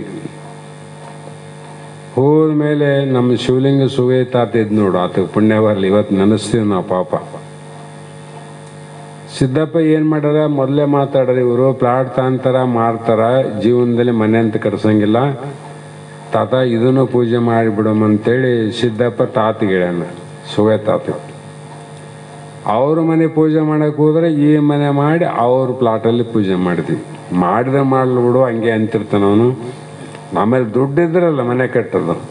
ಆಗಿನ ಪರಿಸ್ಥಿತಿಯಲ್ಲಿ ಒಂದು 10,000 ರೂಪಾಯಿ ನನ್ನಲ್ಲಿ ಇತ್ತಾನೆ ಅಷ್ಟು, ಅದಕ್ಕಿಂತ ಹೆಚ್ಚಿಗಿದ್ದಿಲ್ಲ. ಸತ್ಯವಾಗಿ ಹೇಳ್ತಾನೆ, 10,000 ಇರ್ಬೋದು ಬ್ಯಾಂಕಲ್ಲಿ. ಮರ್ದಿನ ಮಳೆ ಮರ್ದಿನ ನೋಡ್ತೀವಿ 2 ಮನೆಗೆ ತೋಡೋದನ್ನ ಕಳಿಸ್ಬಿಟ್ಟಾನ. ಬನ ತೋಡಕ್ಕೆ ನಿಂತಾರೆ ಅವರು. ನಾವು ಸುಮ್ಮನೆ ಪೂಜೆ ಮಾಡ್ಯಾರ ಇಲ್ಲ ಬಿಡು, ಹತ್ರಾಗ ನಂದು ಅದು ಹೆಂಗೆ ಆಗ್ಯದ ಇದು ಹಂಗೆ ಆಗ್ತದ ಅವ್ರದ್ದು ಮೂಸಮಂತ ನಾವು ಅನ್ಕೊಂಡ್ರೆ 2 ತೋಡಕ್ಕೆ ಹಚ್ಚಿದ. ತೋಡಿದ್ರು ಮತ್ತು ಅನಿವಾರ್ಯವಾಗಿ ಕೈ ಹಿಡಿಯಕ್ಕೆ ಬಂತು. ನಂತರದಲ್ಲಿ ಅದೇನು ಕಟ್ಟಕ್ಕಾಗೋದಿಲ್ಲ ಅಂತ ಪ್ರಾರಂಭ ಮಾಡಿದ್ರು. ಆ ಜಾಗದಲ್ಲಿ 1 ಅಲ್ಲ 2 3 ಅಂತಸ್ತಿನ ಮನೆ ಆಯ್ತು. ಆಮೇಲೆ ಋಣ ಸಂಬಂಧ ಅಂತಿರೋ ಮತ್ತು ಇಲ್ಲ ಅಂತಿರೋ. ಇಲ್ಲಿ ಆಗಲಿಲ್ಲ, ಎಲ್ಲ ರೊಕ್ಕಿದ್ರು ಕಟ್ಟಕ್ಕಾಗಲಿಲ್ಲ. ಅಲ್ಲಿ 10,000 ರೂಪಾಯಿ ಇಲ್ಲದಿದ್ರು ಕೂಡ ಮನೆ ಕಟ್ಟಂಗಾಯ್ತು. ಅದಕ್ಕೆ ಋಣಾನುಸಂಬಂಧಂ ಪಶುಪತಿ ಸುತಾಲಯಂ ಅಂತ ಇಲ್ಲೇನು ಹೇಳ್ಯಾರ ಮಹಾತ್ಮರು. ಅದಕ್ಕಾಗಿ ನಾವು ಬ್ರಹ್ಮಚಾರಿ ಅನ್ನುವಂಥದ್ದು ಏನದಂಗ ಬಹಳ ಅದು ಸಾಮಾನ್ಯರಿಗೆ ಸಾಧ್ಯವಾದ ಮಾತಲ್ಲ. ಮತ್ತು ಗೃಹಸ್ಥರಿಗೂ ಕೂಡ ಬಹು ಸರಳದ ನುತ ಬ್ರಹ್ಮಚಾರಿಯಾಗಿ ಅವರು ವ್ಯವಹಾರವನ್ನು ಮಾಡಿದ್ರು ಕೂಡ ಅವನು ಬ್ರಹ್ಮಚಾರಿ ಅಂತ ಅನ್ನಿಸಿಕೊಳ್ಳುವನು ಅನ್ನುವಂಥ ಶಾಸ್ತ್ರದ ಮೇಲೆ ಇಲ್ಲಿಗೆ ಸಮಯ ಆದ ಕಾರಣ ಇವತ್ತಿನ ಶಾಸ್ತ್ರದ ಪುಷ್ಪಗಳನ್ನು ಗುರುಪಾದಕ್ಕೆ ಸಮರ್ಪಿಸಿ ನಾವು ನೀವು ಧನ್ಯರಾಗೋಣ ಅನ್ನೋ ಮಾತನ್ನು ಹೇಳಿ ಮಂಗಲವನ್ನು ಪ್ರಾರಂಭ ಮಾಡಿ. ಮಂಗಲಂ ಶಿವಪುತ್ರ ಶಿವಯೋಗಿ ಮಹಾರಾಜ ಯೋಗಿ ತುಂಗಮಹಿಮಾ ಅರುಣ ಗುರುವಾಗಿ. ಮಂಗಲಂ ಶಿವಪುತ್ರ ಶಿವಯೋಗಿ ಮಹಾರಾಜ ಯೋಗಿ ತುಂಗಮಹಿಮಾರೂಢ ಗುರುವಾಗಿ. ಅಂಗಲಿಂಗವೇ ಆಯ್ತು ನಿನ್ನಯ ಸಂಗದಿಂದಲೇ ಸೇವೆಗೈದು ಭಂಗವಾಯಿತು ಎನ್ನ ಮೋಹವು ಮಂಗಲಾಯಿತು ಎನ್ನ ಮನವು. ಮಂಗಲಂ ಶಿವಪುತ್ರ ಶಿವಯೋಗಿ ಮಹಾರಾಜ ಯೋಗಿ ತುಂಗಮಹಿಮಾರೂಢ ಗುರುವಾಗಿ.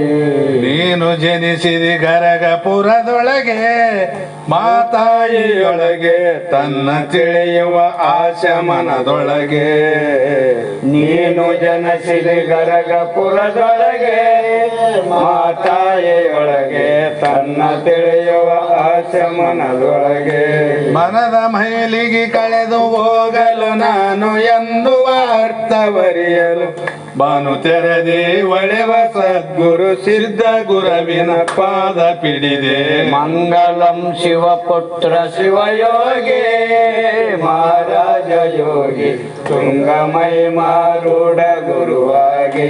ಬ್ರಹ್ಮನಿರುವನು ಜಗದ ತುಂಬೆಲ್ಲ ಅವನಿಲ್ಲದಿಲ್ಲ ಅಮ್ಮುನಳಿಯದೆ ತಿಳಿಯ ಕಳವಲ್ಲ.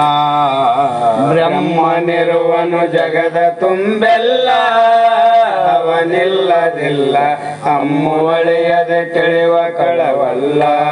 ಸುಮ್ಮನಾಗದು ತನಗೆ ಮುಕ್ತಿಯು ನೆಂಬಿ ಶ್ರುತಿ ಗುರು ಶಾಸ್ತ್ರ ಯುಕ್ತಿಯು ಒಮನರೆದೋ ಧನ್ಯರಾದೆವು ನಮ್ಮ ಗುರು ಶಿವಪುತ್ರ ದಯದೆ. ಮಂಗಲಂ ಶಿವಪುತ್ರ ಶಿವಯೋಗಿ ಮಹಾರಾಜ ಯೋಗಿ ತುಂಗಮಹಿಮಾರೂಢ ಗುರುವಾಗಿ. ತುಂಗಮಹಿಮಾರೂಢ ಗುರುವಾಗಿ. ಶ್ರೀಮದ್ ಜಗದ್ಗುರು ಸಿದ್ಧಾರೂಢ ಮಹಾರಾಜ ಕಿ ಜೈ. ಶ್ರೀ ಸದ್ಗುರು ಶಿವಪುತ್ರ ಸ್ವಾಮಿ ಮಹಾರಾಜ ಕಿ ಜೈ. ಶ್ರೀ ಸದ್ಗುರು ಬಸವಾನಂದ ಸ್ವಾಮಿ ಮಹಾರಾಜ ಕಿ ಜೈ.